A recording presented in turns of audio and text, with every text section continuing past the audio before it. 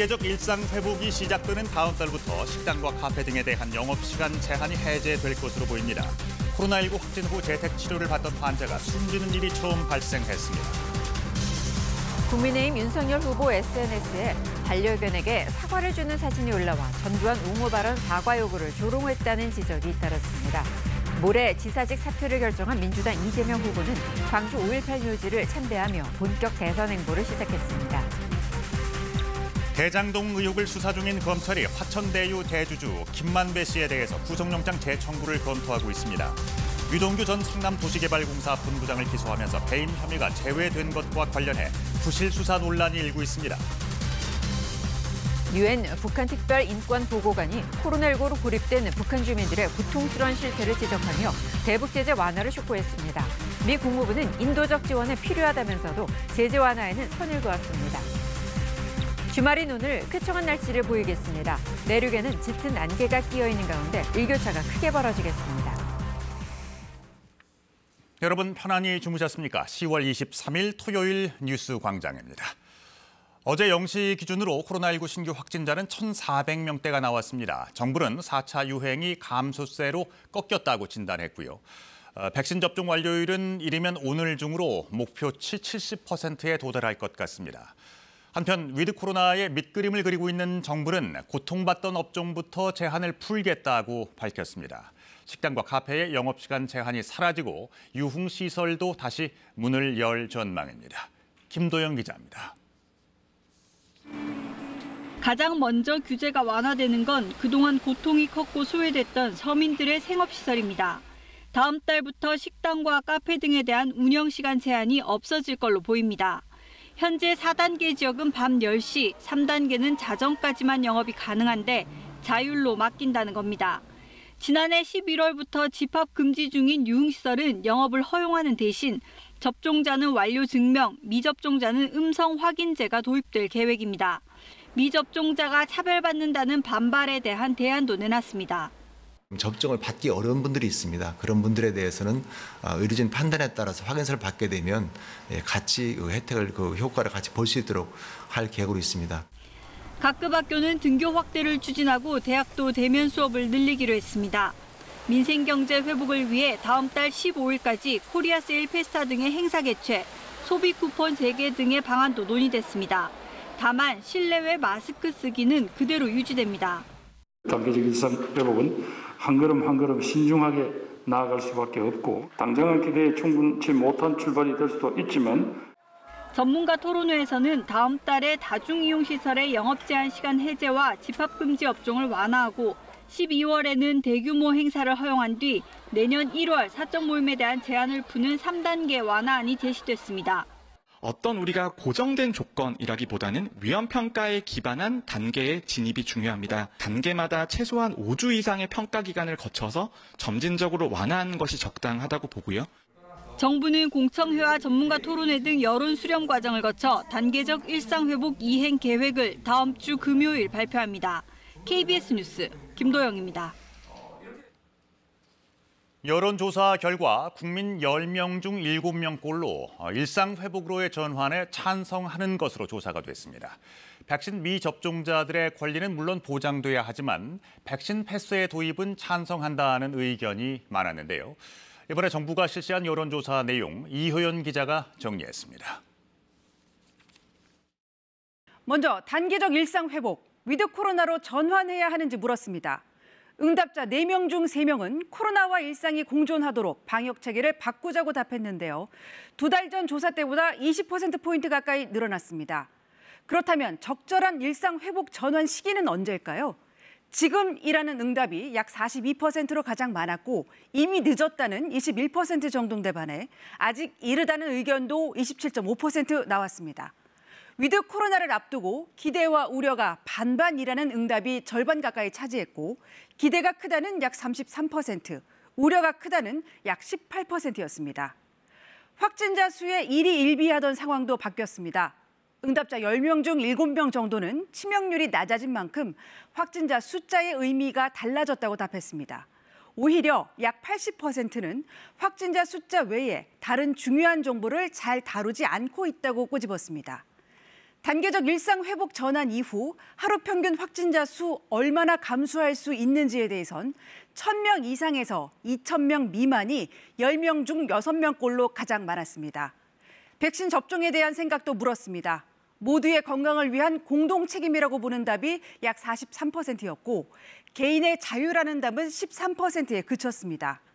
백신을 맞지 않은 사람은 책임이 뒤따라야 한다는 약 68%, 미접종자도 권리는 보장돼야 한다는 45%였습니다. 접종 완료자에 한해 활동 반경을 넓혀주는 이른바 백신 패스의 국내 도입에 대해선 56%가 긍정적인 반면 부정적 반응은 13%로 나타났습니다. 이번 설문은 중앙사고수습본부가 서울대 연구팀에 의뢰해 지난 5일부터 나흘간 전국 성인 남녀 1,000여 명을 대상으로 조사했고 신뢰 수준 95%에 표본 오차는 플러스 마이너스 3.1%포인트입니다. KBS 뉴스 이효연입니다. 코로나19를 확진받고 재택 치료를 하던 60대 남성이 병원에 이송되자마자 숨지는 일이 발생했습니다. 재택 치료 중에 환자가 사망한 첫 사례인데요. 이 남성을 태운 구급차는 신고한 지 1시간이 지나서야 병원에 도착한 것으로 드러나서 재택 치료자 이송 체계에 허점이 있는 게 아니냐는 지적이 나옵니다. 최유경 기자입니다. 아침 7시가 조금 넘은 시각, 서울 서대문구의 한 아파트 주차장으로 일반 구급차 한 대가 들어옵니다. 20분가량이 지나자 또 다른 구급차 한 대가 주차장에 섭니다. 코로나19 환자 이송을 위한 전담 구급차입니다. 들것에 실린 환자가 전담 구급차로 옮겨진 건 이로부터 15분쯤 지난 뒤였습니다. 코로나19로 인한 기력 저하 증상을 호소했던 60대 남성 A씨는 119에 신고한 지 1시간 넘게 지나서야 인근 병원에 도착할 수 있었습니다. 그 사이 심정지가 왔고 결국 A씨는 병원에 도착한 뒤 오전 9시 반쯤 사망 판정을 받았습니다. 재택치료를 시작한 지 만 하루도 안 된 시각이었습니다.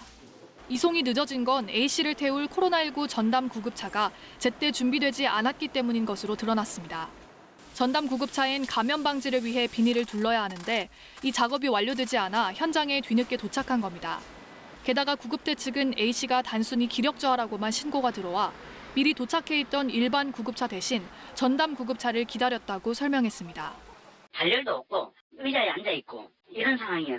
만약에 근데 중증이라고 신고가 들어왔다면은 심정지가 발생했다, 중증이다 이럴 경우에는 랩핑 없이 갑니다. 그냥 그럴 때도 랩핑을 치고 이러지 않아요. 정부는 이번 사고를 계기로 이송 체계를 다시 한번 점검하겠다면서도 재택치료를 확대하겠다는 방침은 변함없다고 밝혔습니다. KBS 뉴스 최혜경입니다. 국민의힘 윤석열 후보가 전두환 옹호 발언에 대해 그제 유감을 표하고 송구하다고 했지만 이후 반려견에게 사과를 주는 사진을 SNS에 올려 더 큰 논란이 되고 있죠. 국민을 조롱한 것이냐는 비판이 진영과 상관없이 나왔고 사과의 진정성을 지적하는 목소리도 상당합니다. 안다영 기자가 보도합니다. 윤석열 후보 공식 인스타그램에 어제 새벽 올라온 사진입니다. 누군가가 윤 후보 반려견에게 사과를 주는 모습이 담겼고 반려견이 윤 후보를 닮아 사과를 좋아한다는 설명이 달렸습니다. 전두환 옹호 발언에 대해 뒷북 사과를 한 뒤 이런 사진이 올라오자 사과는 개나 주란 뜻이냐는 비판이 쏟아졌습니다. 사진은 1시간여 만에 서둘러 삭제됐지만 후폭풍은 거셌습니다. 전두환 옹호 발언 사흘째인 그제 윤 후보는 뒤늦은 입장 표명을 하면서 자신의 발언 취지는 여전히 정당했다고 반복했습니다. 내가 생각해도 이거는 할 만한 말이라고 생각했더라도 적절하지 않다 그거는 라고 지적을 하시면 그 비판을 수용하고. 그래서 사과의 진정성이 의심되던 터라 논란은 가라앉지 않았습니다. 여권의 비판은 제쳐두고라도 당내 경쟁주자들 사이에선 찬물 그만 끼얹고 결단해라, 국민 조롱을 멈춰라, 사과마저 희화화한다는 성토가 이어졌습니다. 이준석 대표도 상식을 초월한다, 착잡하다는 신경을 밝혔습니다. 윤 후보 캠프는 실무자 실수였다며 사과하고 문제가 된 반려견 SNS를 폐쇄했습니다. 그러나 직접적인 건 실무진 실수라고 해도 발언 자체는 문제없다는 취지로 사흘을 이어간 역사인식의 문제, 그리고 이후 여론이 악화되면서 사과를 결정해놓고도 수습 과정에서 보인 메시지 혼선은 결국 윤 후보 책임으로 이어질 수밖에 없습니다. 윤 후보는 앞서 대구 밀란 발언이나 왕자 논란에서도 본인의 취지를 강조하며 문제없다고 반박하다 뒤늦게 사과하게 됐습니다. KBS 뉴스 안다영입니다.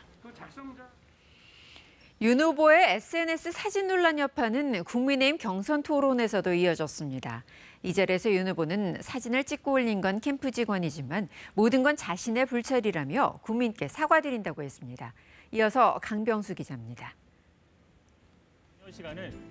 대선 후보 토론회도 문제의 SNS 사진 논란부터 시작됐습니다. 윤 후보나 가족이 사진에 관여하지 않았냐는 겁니다. 반려견을 그 캠프 직원이 데리고 가가지고 이 야심한 밤에 이 사진을 찍었다는 겁니까? 반려견을 데리고 간 거는 아마 제 처로 생각이 되고 그리고 찍은 것은 우리 캠프의 직원이 찍었다고 제가.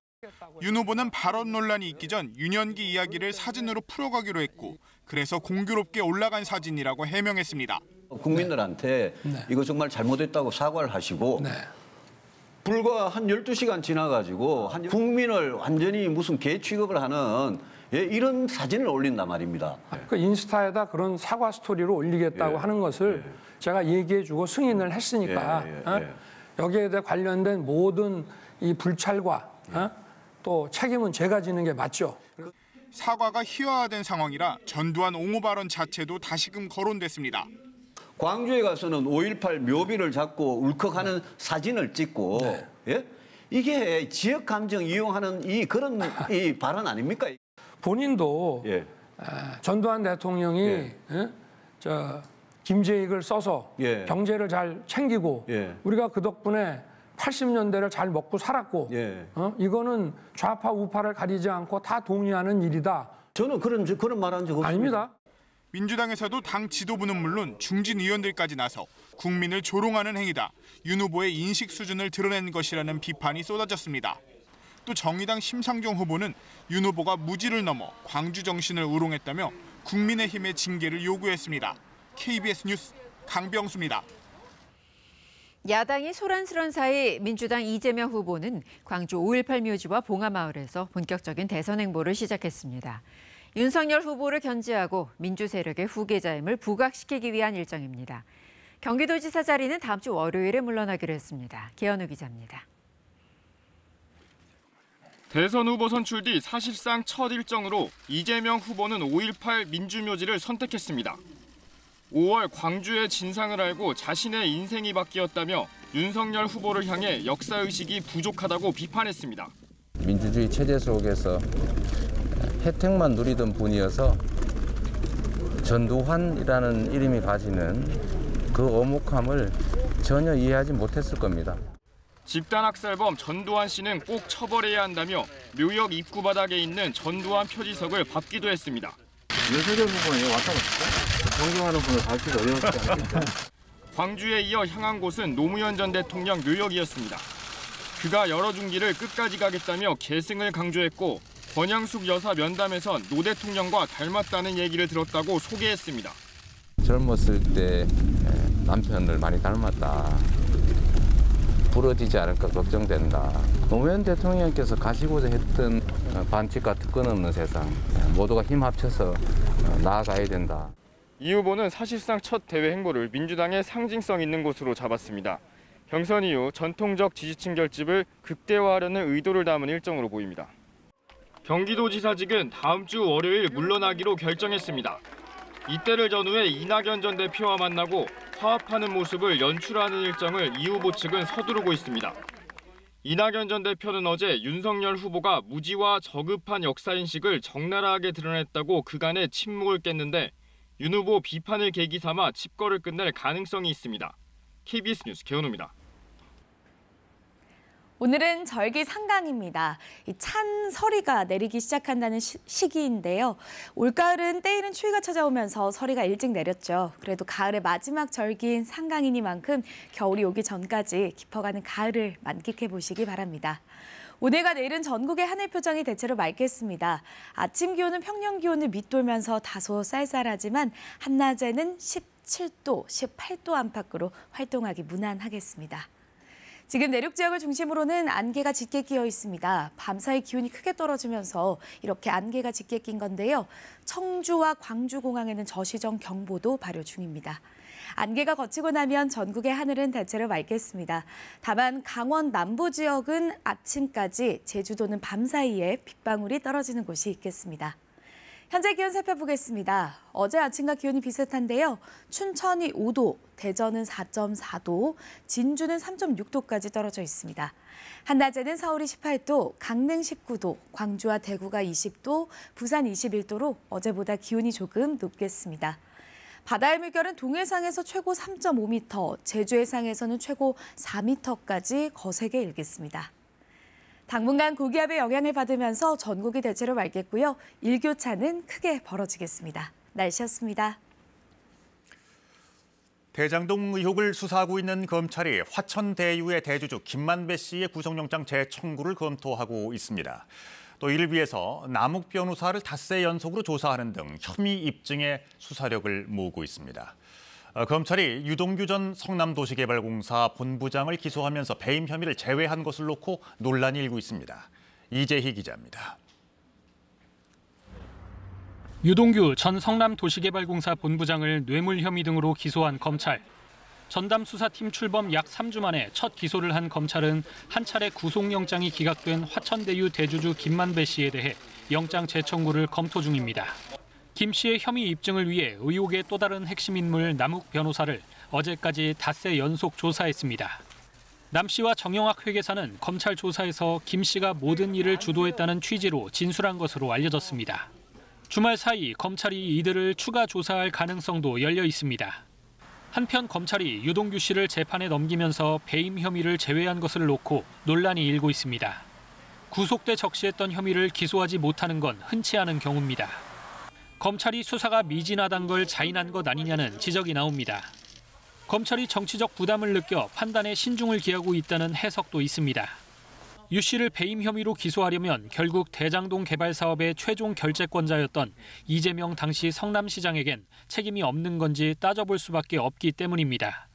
KBS 뉴스 이재입니다. 검찰이 배임 혐의를 뺀 채 유동규 전 본부장을 기소한 데 대해서 국민의힘은 강력하게 반발했습니다.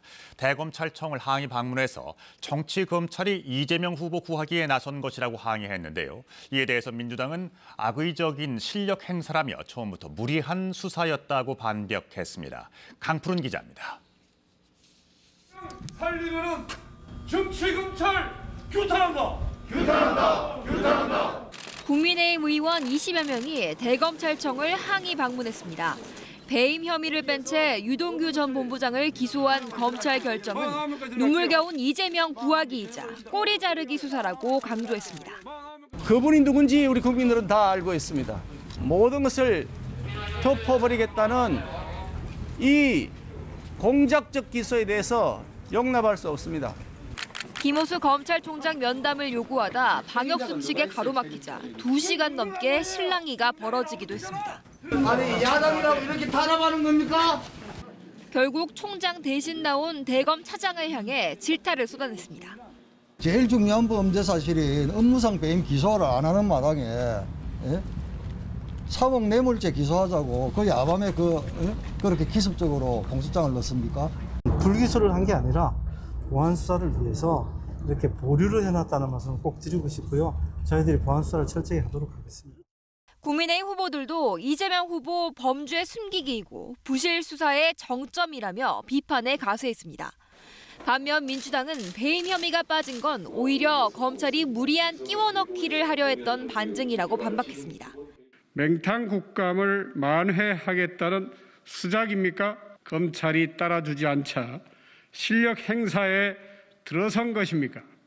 민주당은 또 대장동 개발과 부산저축은행 대출 비리의 연관성을 거듭 거론하며 당시 수사를 맡았던 윤석열 후보를 겨냥하기도 했습니다. KBS 뉴스 강푸른입니다.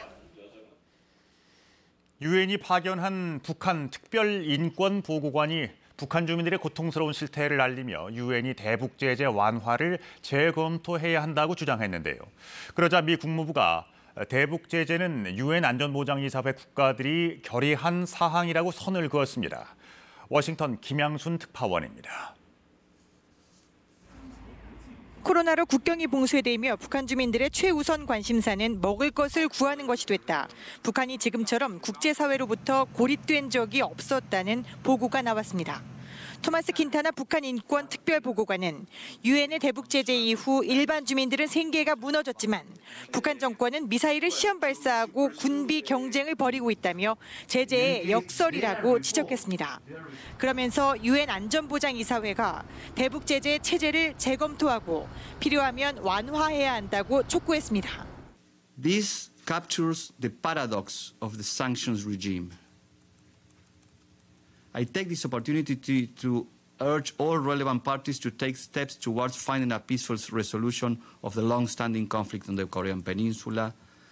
이에 대해 미 국무부는 인도적 지원은 필요하다면서도 제재 완화에는 선을 그었습니다.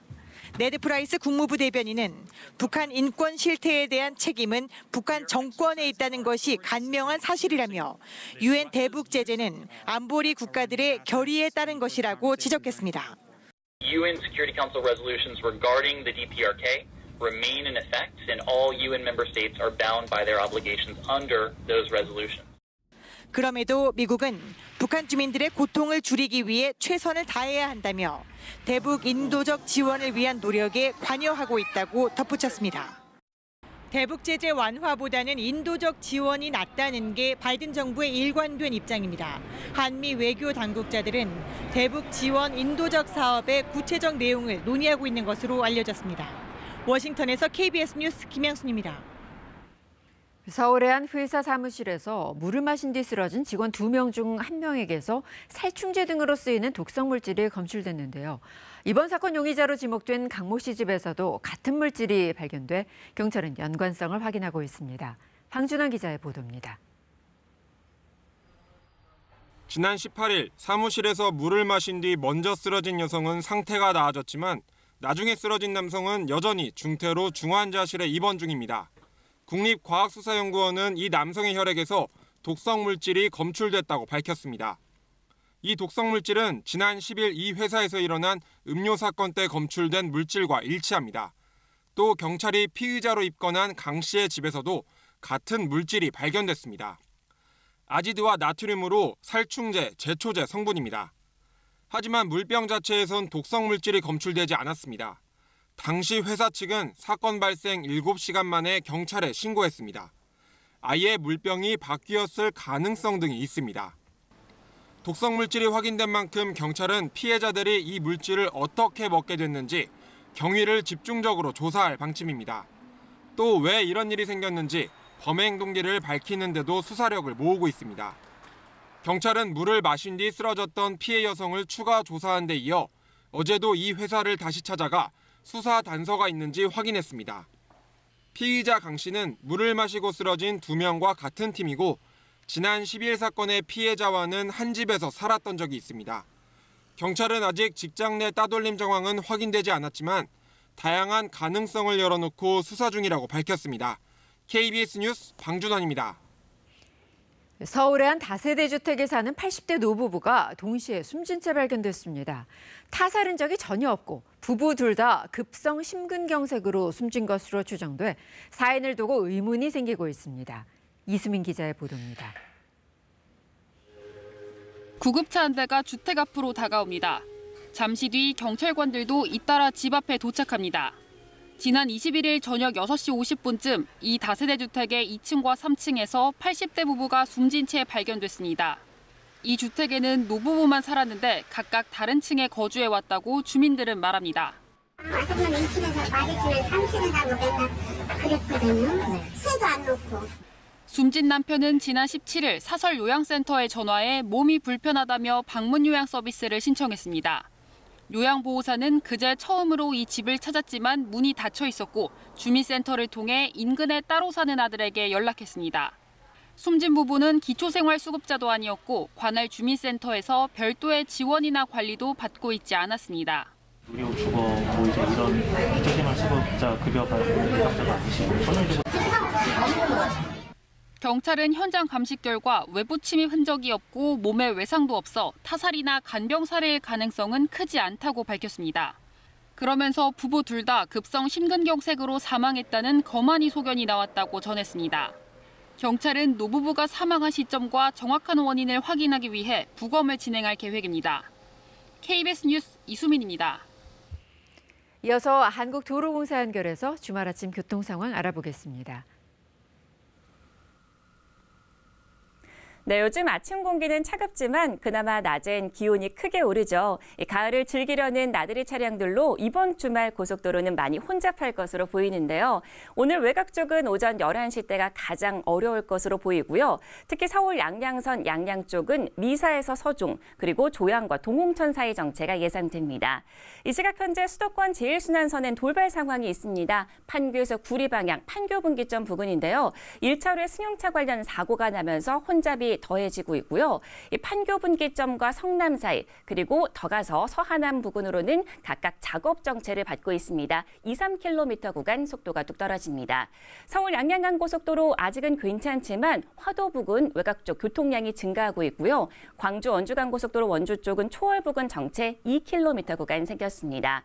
아직 영동 고속도로 상황 괜찮지만 용인 부근 외곽 쪽 교통량 많아집니다. 모든 좌석 안전띠 잊지 마시고요. 고속도로 교통방송이었습니다.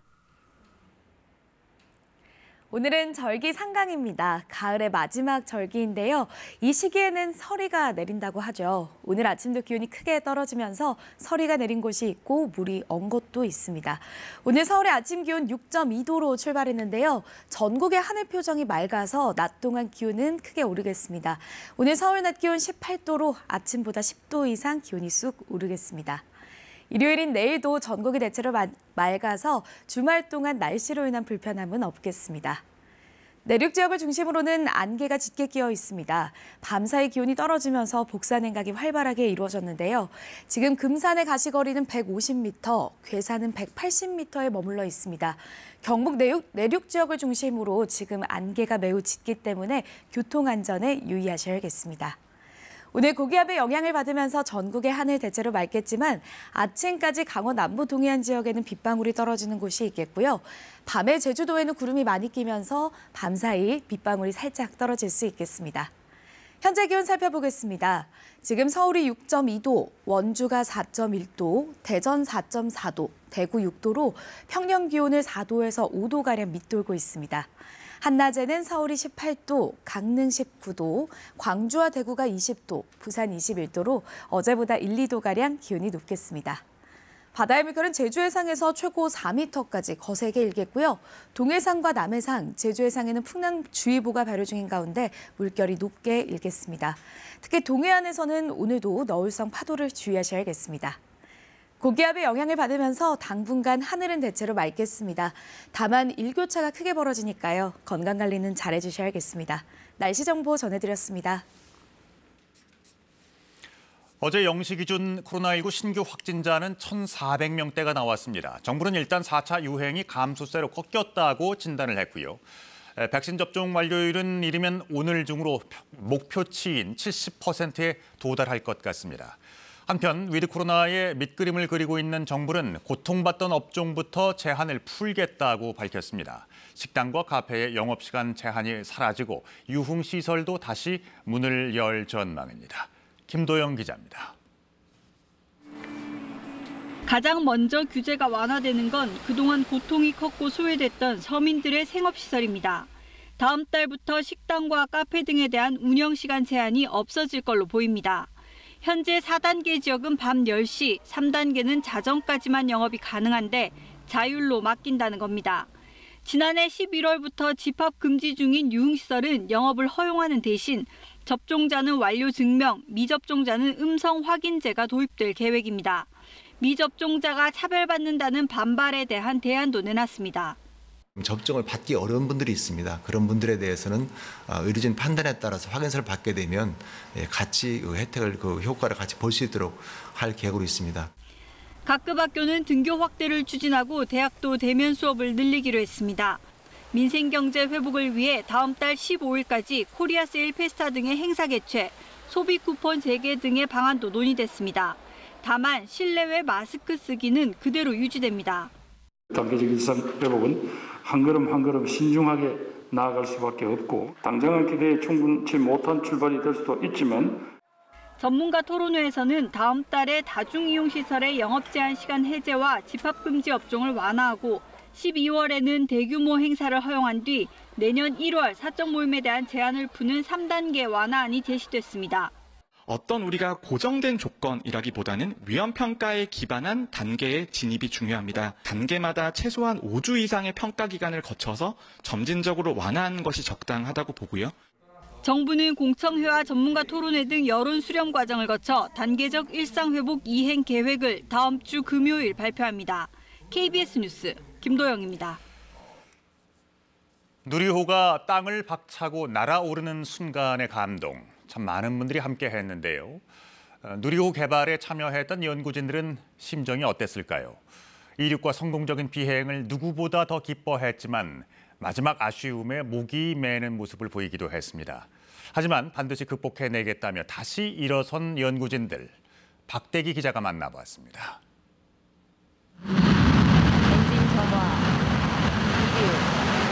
이 순간 누리호 통제동에도 환호성이 울렸습니다.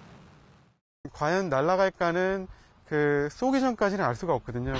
우리가 만든 게 제대로 어느 정도는 날아가는구나를 다 확인할 수 있어서 굉장히 아주 감격스럽고.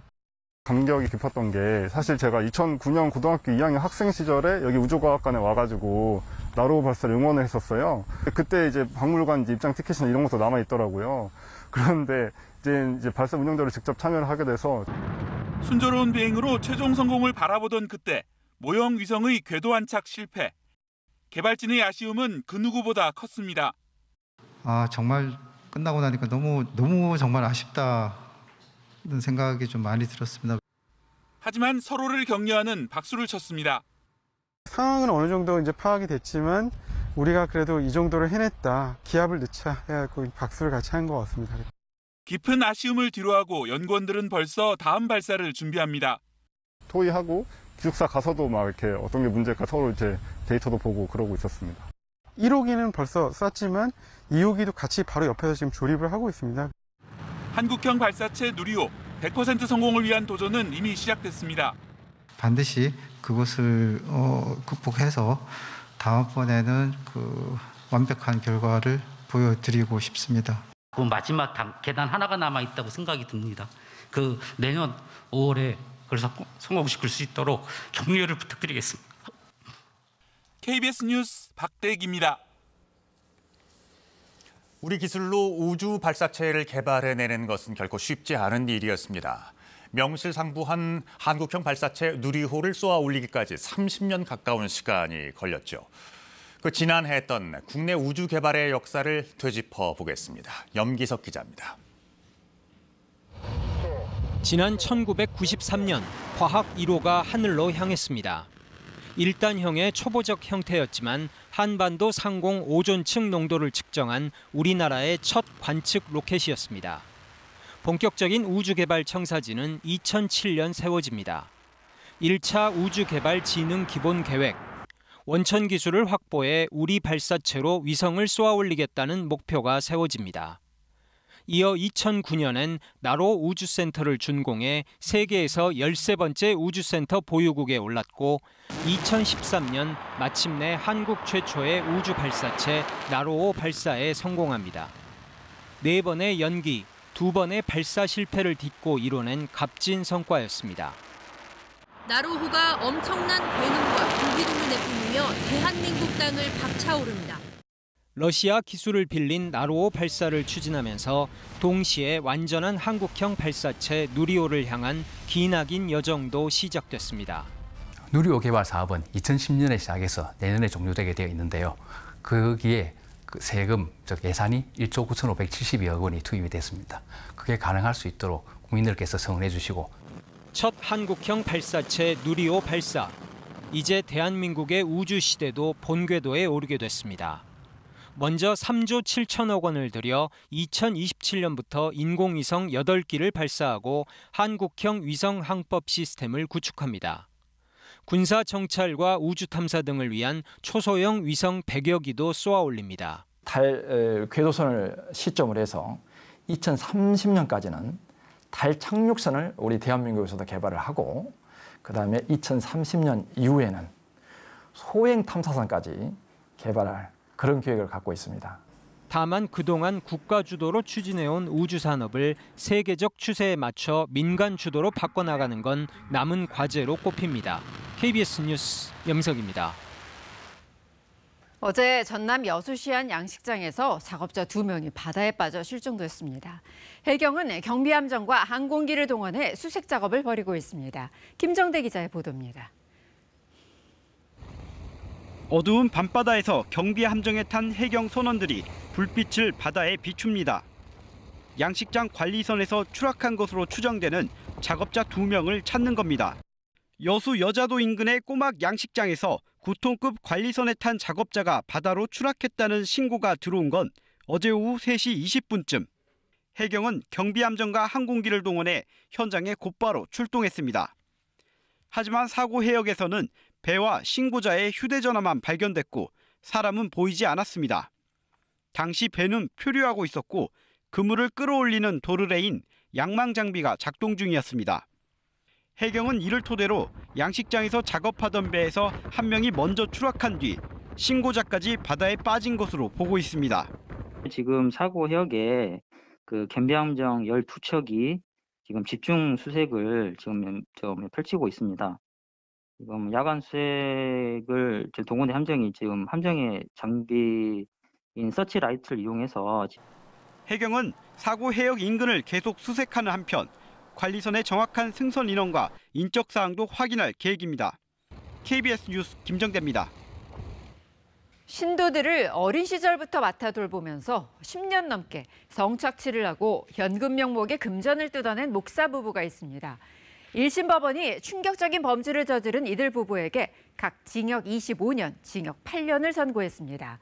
피해자들의 고통은 현재 진행형입니다. 신지원 기자가 보도합니다. 경기도 안산의 한 교회에서 일어난 일들이 세상에 알려진 건 지난해 말. 10년 넘게 고통을 받았다며 피해자들이 목사 부부를 고소하면서입니다. 54살 목사 A씨와 아내 53살 B씨는 교회 안에 대안학교 명목의 시설을 만들어 어린 신도들을 맡아 돌봤습니다. 그런데 목사 A씨는 2008년부터 2019년까지 아동과 청소년 신도 4명과 성인 1명 등 신도 5명에게 성범죄를 저지른 혐의가 드러나 구속 기소됐습니다. 아내 B씨는 같은 기간 이를 방조하면서 어린 신도들에게 헌금을 갈취하고 할당량을 채워오지 못한 신도들을 폭행한 혐의 등을 받았습니다. 1심 법원은 목사 A씨에게 징역 25년을, 아내 B씨에겐 징역 8년을 선고했습니다. 재판부는 피고인들이 신도들을 어린 시절부터 정서적으로 지배하며 자신들의 이익을 위한 수단으로만 이용한 것이라고 판단했습니다. 특히 피해자들이 기본적인 교육을 받을 권리, 건전하게 성장할 권리를 빼앗고 매우 충격적인 내용으로 범행했다면서 그런데도 피해자들이 자발적으로 한 일이란 이해할 수 없는 변명으로 일관하고 있다고 밝혔습니다. 또 목사의 아내 B씨가 헌금을 명목으로 노동력을 갈취하는 사이 피해자들은 대출과 사채 등으로 할당량을 메우면서 모든 것을 포기해야 했다고 덧붙였습니다. 정상적인 교육을 받았어야 되는데 그 교육을 못 받았고 한글마저도 모르는 사람들이 있고 범죄는 지금도 지속되고 있다고 봅니다. 왜냐하면 이분들의 삶은 이미 피폐해졌고 다시 회복하기에는 굉장히 힘들다. 해당 교회는 지난 2000년 교리 문제로 교단 제명 처분을 받은 것으로 알려졌습니다. 음란물 제작 등 일부 혐의에 대해 1심에서 무죄가 선고된 만큼 피해자 측은 판결문을 면밀히 분석해 항소 여부를 결정하겠다고 밝혔습니다. KBS 뉴스 신지원입니다. 그동안 경범죄로 다뤄온 스토킹은 이제 관련 처벌법에 따라 무거운 벌을 받게 되는데요. 경찰의 경고에도 또다시 여성을 스토킹하던 20대 남성이 결국 체포돼 처벌받게 됐습니다. 스토킹 처벌법을 적용한 첫 사례입니다. 오정인 기자의 보도입니다. 느닷없이 새벽 시간 전 여자친구 집에 찾아온 20대 남성. 신고를 받고 출동한 경찰은 상대방의 거부에도 여기까지 온 건 스토킹 행위라고 주지시키고 또 이러면 처벌된다며 서면 경고장을 발부했습니다. 하지만 이 남성은 1시간 뒤 또다시 여성의 집을 찾아 초인종을 눌렀고 이번엔 경고로 끝나지 않았습니다. 반복성이 범죄로 인정돼 남성은 현장에서 체포됐습니다. 스토킹 처벌법이 생기고 현행범이 잡힌 건 이번이 첫 사례입니다. 스토킹 처벌법은 상대방 의사에 반해 접근하거나 진로를 막아서는 행위, 주거지나 그 부근에서 기다리거나 지켜보며 공포감을 불러일으키는 행위를 스토킹으로 정하고 있습니다. 우편이나 휴대전화 같은 통신 장비를 사용해도 해당합니다.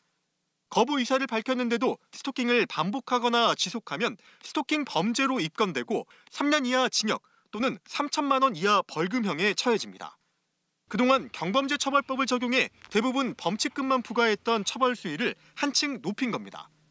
처벌이 굉장히 세졌죠. 그래서 미리 경고를 했는데도 불구하고 서명 경고장도 발부하고 가해를 내에 좀 강력 경고를 했는데 전문가들은 스토킹 피해를 막기 위해선 단호하고 분명하게 거부 의사를 밝혀야 하고 스토킹이 반복되고 지속되기 전 곧바로 경찰에 신고해 접근 금지 같은 긴급 조치를 요청해야 한다고 조언합니다. KBS 뉴스 오정현입니다. 서울의 한 다세대 주택에서 세입자 20여 명이 한꺼번에 쫓겨날 처지에 몰렸습니다. 집주인이 집을 담보로 빌린 돈을 갚지 못해서 생긴 일인데요. 하지만 세입자들은 계약을 할 때 이런 위험을 제대로 듣지 못했다고 합니다. 이런 종류의 전세 보증금 피해는 특히 사회초년생인 2030 세대에 집중돼 있어서 각별한 주의가 필요해 보입니다. 양민철 기자입니다. 대학생이나 사회초년생들이 많이 사는 서울 신림동입니다. 이 다세대 주택에 살던 세입자 23명은 지난 8월 신협에서 한꺼번에 퇴거 통보를 받았습니다. 집주인이 부동산 소유권을 담보로 신탁회사를 통해 돈을 빌렸는데 제때 갚지 못했기 때문입니다. 일반 대출이 아니다 보니 세입자들도 부동산 신탁 내용이 뭔지 문의했지만 집주인이나 공인중개사는 제대로 설명하지 않았다고 합니다. 신탁을 한 이유는 집주인이 더 많은 대출금을 받기 위해서 신탁을 껴놨다. 아무런 문제가 되지 않을 것이다라고. 세입자들은 집주인을 사기 혐의로 고소했습니다. 자신들의 처지를 알리는 유튜브 영상도 만들어 단체 행동에도 나섰습니다. 하지만 집주인은 곧 건물을 팔아 보증금을 되돌려주겠다는 말만 2달째 되풀이하고 있습니다. 지금 매수 신원자가 나와 있습니다. 그래서 그렇게 해서 매매를 해서 문제를 해결하려고 이렇게 합니다. 전세보증금 피해는 특히 2030 세대에 집중돼 있습니다. 전세보증금을 3차례 이상 돌려주지 않고 연락도 두절된 악성 임대인은 지난 8월 말 기준 129명입니다. 이들이 돌려주지 않은 보증금은 4,200억 원이 넘는데 이 중 2030 세대 피해가 3분의 2가 넘습니다. 최근에는 직거래 앱 같은 것들이 많아졌습니다. 소유주 이름이라든가 공인중개사가 과연 진짜 맞는가, 그리고 또 이제 뭐 담보가 어떻게 설정되는가 이런 것들 챙기는 게 조금 미흡한 게 아닌가라 보여집니다. 임대계약 하기 전엔 등기부 등본에 나온 소유구조나 대출, 신탁관계 등을 반드시 확인하고 시세보다 싼 물건은 특히 유의해야 합니다. KBS 뉴스 양민철입니다. 경기 성남의 한 신축 아파트에서 높은 옹벽의 안전성 문제로 일부 건물이 사용 승인을 받지 못해 논란입니다. 성남시는 일부 건물에 대해서는 추가 안전점검을 통과하면 사용 승인을 내주겠다는 입장인데 최근 국감장에서는 건축 허가 등의 과정에 특혜 의혹이 제기되기도 했습니다. 윤나경 기자입니다. 최근 입주를 시작한 경기 성남의 한 아파트 단지. 단지 뒤편으로 가보니 높은 옹벽으로 둘러싸여 있습니다. 인근에 비행장이 있다 보니 고도 제한을 피하기 위해 산을 수직으로 깊게 파서 아파트를 건설한 것인데 산 절개면에 붙여 주민 공동시설을 짓고 그 위로 낮은 옹벽을 세워 옹벽 15m 이상을 만들 수 없는 산지관리법의 제한 규정을 피했습니다. 하지만 주민 불편은 피할 수 없었습니다. 저희 집은 옹벽부터 제 아파트가 빛이 뒤쪽이 안 되니까 그게 좀 불편한 것 같아요. 거의 단지야 아파트 같은 느낌? 이미 넉 달 전 주민 입주는 시작됐지만 안전 문제가 제기되면서 주민 공동시설만 사용 승인이 나지 못했습니다. 우리는 지금 저거 승인 안 쓰여서 승인 안 해갖고 지금 저희 거 쓰잖아요. 지금 여기 사진하고 승인 안 해서 못했어요. 성남시는 사전 계획 승인을 받은 대로 공사가 진행되긴 했지만 추가 안전점검을 받아야만 나머지 건물에 대한 사용 승인이 가능하다는 입장입니다. 제3의 이제 공신력 있는 학회에 최종적으로 안전성 검증을 좀 받아보자고 요구를 했어요. 종합적으로 데이터를 검토해가지고 준공 처리를 결정을 할 겁니다. 최근 국감장에서도 이 아파트 사업 추진 과정에 대해 의혹이 제기되기도 했습니다. 주변이 자연 녹지와 보존 녹지로 구성되어 있는 지역인데 노란색 된 지역만 준주거 지역으로 풀어서 허가를 내줬습니다. 이건 있을 수 없는 일입니다. 관련 의혹에 대해 감사원에 공익감사까지 청구된 상황. 성남시는 감사 결과 등에 따라 적절한 조치를 하겠지만 현재까지는 규정대로 허가를 내줬을 뿐 문제는 없다는 입장입니다. KBS 뉴스 윤나경입니다. 석 달 전 동부산 관광단지에 개장한 루지 체험장에서 사고가 발생했습니다. 경사로를 빠른 속도로 달리던 루지끼리 충돌해서 탑승객이 많이 다쳤는데요. 업체 측은 탑승객들끼리 해결할 문제라며 손을 놓고 있습니다. 정민규 기자입니다. 지난 7월 부산 오시리아 관광단지에 들어선 스카이라인 루지입니다. 무동력 카트를 타고 경사로를 내려오는 놀이기구로 순간 최고 속도는 시속 60km에 달합니다. 지난 20일 경사로를 내려오던 루지가 뒤엉키는 사고가 났습니다. 앞서 달리던 루지끼리 서로 부딪힌 건데 사고 충격으로 이용객 한 명은 갈비뼈가 부러지고 몸 곳곳에 멍이 들었습니다. 당시에 이제 단체가 와서 사람들이 엄청 많았어요. 그중에 한 사람이 너무 빠르게 내려와가지고 와이프 뒤를 부딪혔어요. 그리고 나서 와이프는 루지 카트에서 완전히 튕겨져 나갔고. 업체가 루지 여러 대를 동시에 출발시켜 안전거리를 유지할 수 없었고 간단한 조작법 말고는 제대로 된 교육도 받지 못했다고 피해자 측은 주장합니다. 또 사고가 난 지 30분이 넘어서 피해자를 구급차로 이송하는 등 업체의 대처가 부실했다고 지적합니다. 하지만 루지 업체는 탑승객들이 해결할 문제라는 태도만 보이고 있습니다. 보험이 잘 들어있긴 한데 저희 과실로 인한 사고는 당연히 저희가 해드리지만 저희의 과실이 아닌 경우에는 저희가 현재 따로 해드리고 있지는 않거든요. 스카이라인 루지는 취재가 시작되자 보상을 논의해보겠다고 밝혔습니다. 지난해 전국의 루지 체험장을 조사한 한국소비자원은 모든 체험장에서 안전이 충분히 확보되지 않았다며 개선을 요구했습니다. KBS 뉴스 정민규입니다. 권광석 우리은행장의 사생활 관련 인터넷 비방글에 대해서 우리은행이 회사 돈을 써가며 소송에 나섰던 사실 일전에 보도를 해드렸는데요.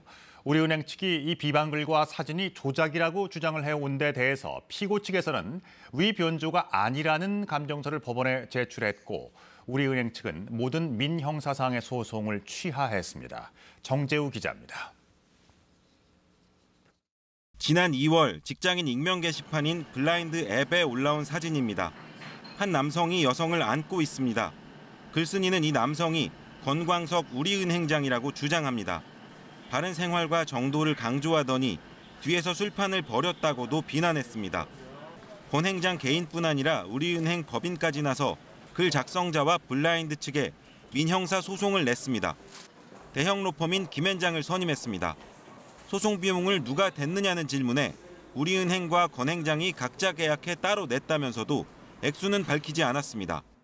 당시 권 행장은 행장 취임 이후 한 번도 유흥주점에 출입해 접대부와 술을 마신 적이 없다며 해당 사진은 합성된 것이라고 주장했습니다. 그런데 블라인드 측은 지난 8월 법원에 원본 사진에 대한 감정서를 낸 것으로 확인됐습니다. 위변조 흔적이 전혀 없다는 내용입니다. 지난달에는 원본 사진과 권 행장의 사진이 동일인일 가능성이 97.9% 이상이라는 감정서도 경찰에 제출했습니다. 우리은행과 권 행장은 이달 초 블라인드 측에 걸었던 민사소송과 형사고소를 모두 취소했습니다. 법적 대응에 나선 지 7개월 만입니다. 우리은행 측은 소송을 취소한 건 블라인드가 먼저 유감을 표하고 재발 방지책을 마련하겠다고 알려왔기 때문이라며 감정서와는 상관이 없다고 밝혔습니다. 또 블라인드 측이 제출한 감정서들은 신뢰할 수 없다고 주장했습니다. 이에 대해 블라인드 측은 특정 개인에게 피해가 될 수 있는 일이 생겨 유감이지만 소취하를 위해 우리은행에 먼저 연락한 적은 없다는 입장을 밝혔습니다. KBS 뉴스 정재우입니다. 역사를 왜곡하고 거짓 역사에 침묵하는 일본 사회를 정면으로 비판한 일본의 다큐멘터리 영화 표적이 국내 언론상을 받았습니다. 위안부 문제를 최초 보도한 뒤 극우 세력의 음해와 협박에 맞서온 기자의 이야기를 다뤘는데요. 감독이 영화를 통해 전하고 싶은 메시지는 무엇일까요? 도쿄에서 지종익 특파원입니다. 30년 전 일본군 위안부 문제를 처음 세상에 알린 아사히 신문 기사. 역사의 진실을 알린 기자에게 찾아온 건 날조 기자, 매국노라는 음해와 협박이었습니다. 대학 강단에서 쫓겨나고 딸 살해 협박까지 お前は日本人のクズだ。史上最低の新聞記者が捏造記事を書き日本を貶めのうのうと生きて。 영화 표적의 감독 니시지마 씨는 이런 비정상적인 일본의 반응에 주목했습니다. 20年も前の記事を捏造ということ自体もおかしいんですが、特定のメディアを狙った攻撃というところでですね、日本のジャーナリズムは危険なところに行くなと。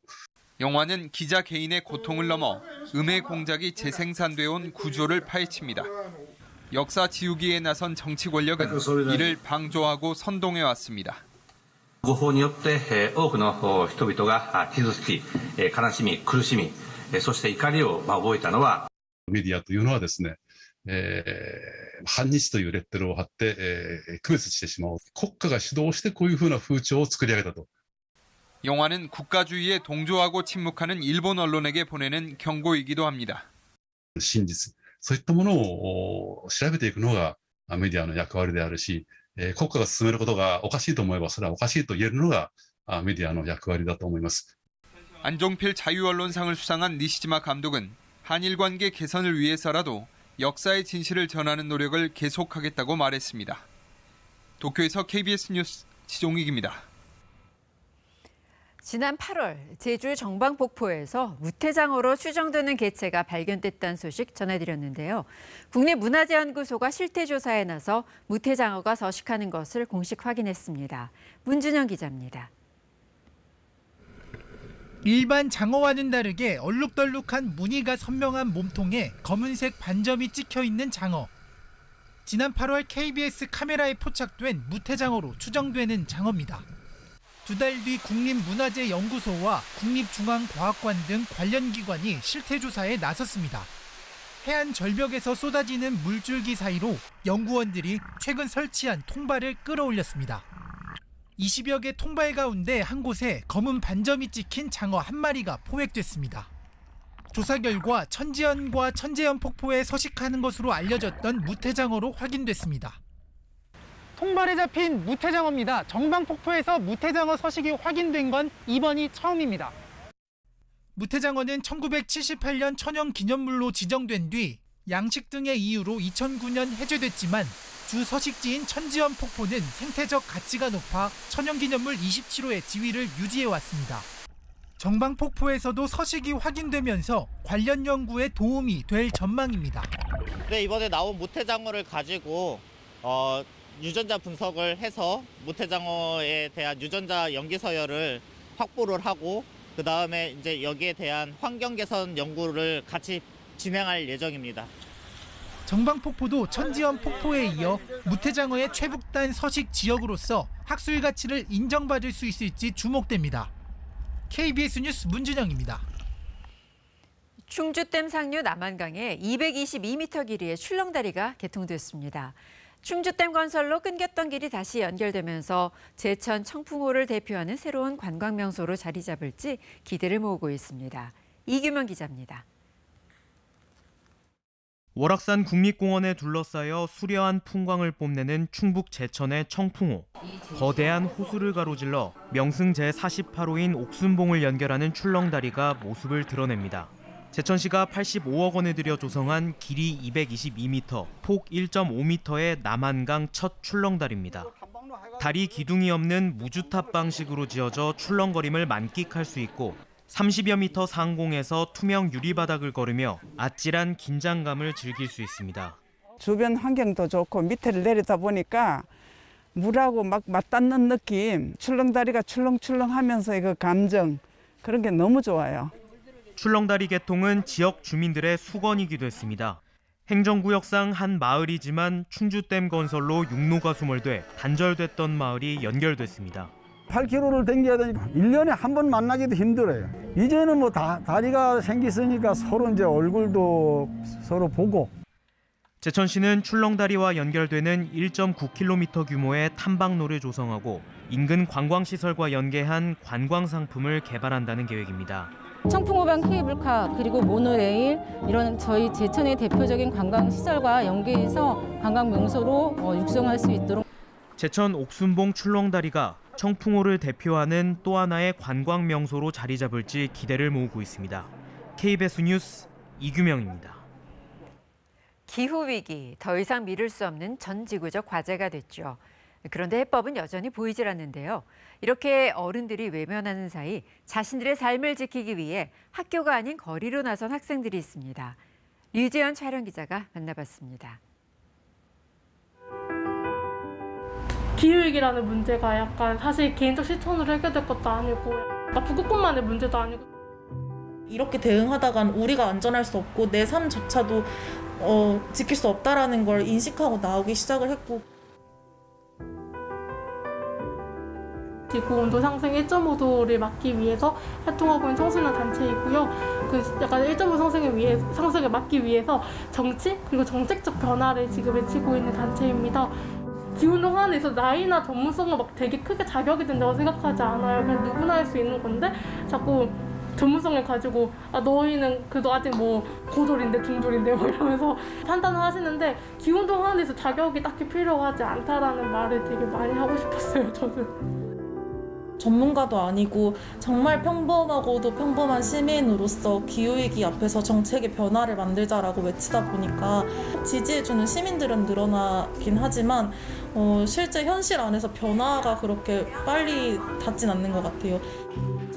대선 논의 안에서 항상 기후위기 얘기는 다 빠져있고 집값 뭐 이런 문제가 치중이 되어 있고 기후위기라는 문제는 전혀 다뤄지지가 않고 있잖아요. 우리의 일상을 지킬 수 있는 그런 정책적이고 사회적인 변화를 직접적으로 만들어낼 수 있는 그런 정책이 생겨나고 그런 사회가 만들어지도록 실제 정치가 바뀌고 하는 그런 활동들을 만들어내야 하기 때문에 정치적인 변화를 이끌어내는 그런 변화가 저희의 목표이지 않을까 싶어요. 위기 안에서 그냥 아주 평범한 사람들도 당연하게 안전할 수 있고 당연하게 지켜질 수 있는 그런 정책이 나오고 왜 기후 문제를 이렇게밖에 다루지 않느냐라고 이야기하는 게 아니라 그런 이야기 안 하는 시점이 왔으면 좋겠다라는 생각이 좀 드는 것 같아요. 네, 기후위기가 실감나는 요즘입니다. 원래는 지금 오늘이 가을의 마지막 절기인 상강인데요. 이때쯤 날이 추워지면서 서리가 내리기 시작하는데 올가을은 때이른 추위가 찾아오면서 이미 서리가 내렸죠. 오늘도 아침 기온이 크게 떨어지면서 평년 기온을 4도에서 5도가량 밑돌고 있습니다. 한낮에는 전국의 하늘이 맑아서 기온이 쑥쑥 오르겠습니다. 일교차가 10도 이상 크게 벌어집니다. 일요일인 내일도 전국의 하늘은 대체로 맑겠고요. 큰 일교차를 주의하셔야겠습니다. 지금 내륙 지역을 중심으로는 안개가 짙게 끼어 있습니다. 가시거리가 100m 안팎까지 좁혀져 있는데요. 기온이 점차 오르면서 안개가 걷히고 나면 전국의 하늘은 대체로 맑겠습니다. 다만 강원 남부 동해안 지역은 아침까지, 제주도는 밤 사이에 빗방울이 떨어지겠습니다. 현재 기온 살펴보겠습니다. 어제 아침과 기온이 비슷한데요. 원주가 4.1도, 대전 4.4도, 대구는 6도 가리키고 있습니다. 한낮에는 어제보다 1, 2도가량 기온이 조금 높겠습니다. 서울이 18도, 강릉 19도, 대구와 창원이 20도, 광주와 제주도도 20도 예상됩니다. 바다의 물결은 제주 해상에서 최고 4m, 동해 해상에서도 최고 3.5m까지 높게 일겠고요. 동해와 남해, 제주 해상에는 풍랑주의보가 발효 중입니다. 당분간 고기압의 영향을 받으면서 전국의 하늘은 대체로 맑겠습니다. 다만 일교차는 계속 크게 벌어지겠습니다. 날씨 정보 전해드렸습니다.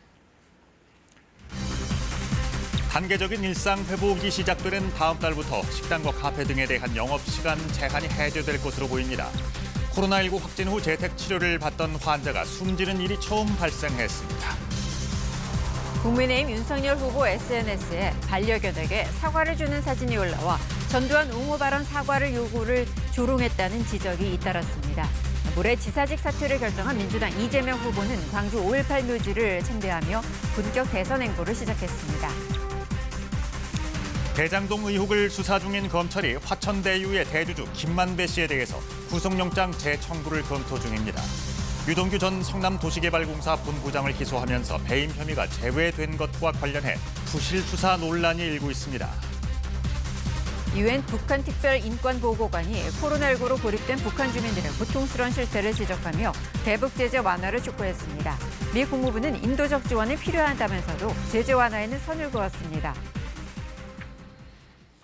어제 0시 기준 코로나19 신규 확진자는 1,400명대를 기록했습니다.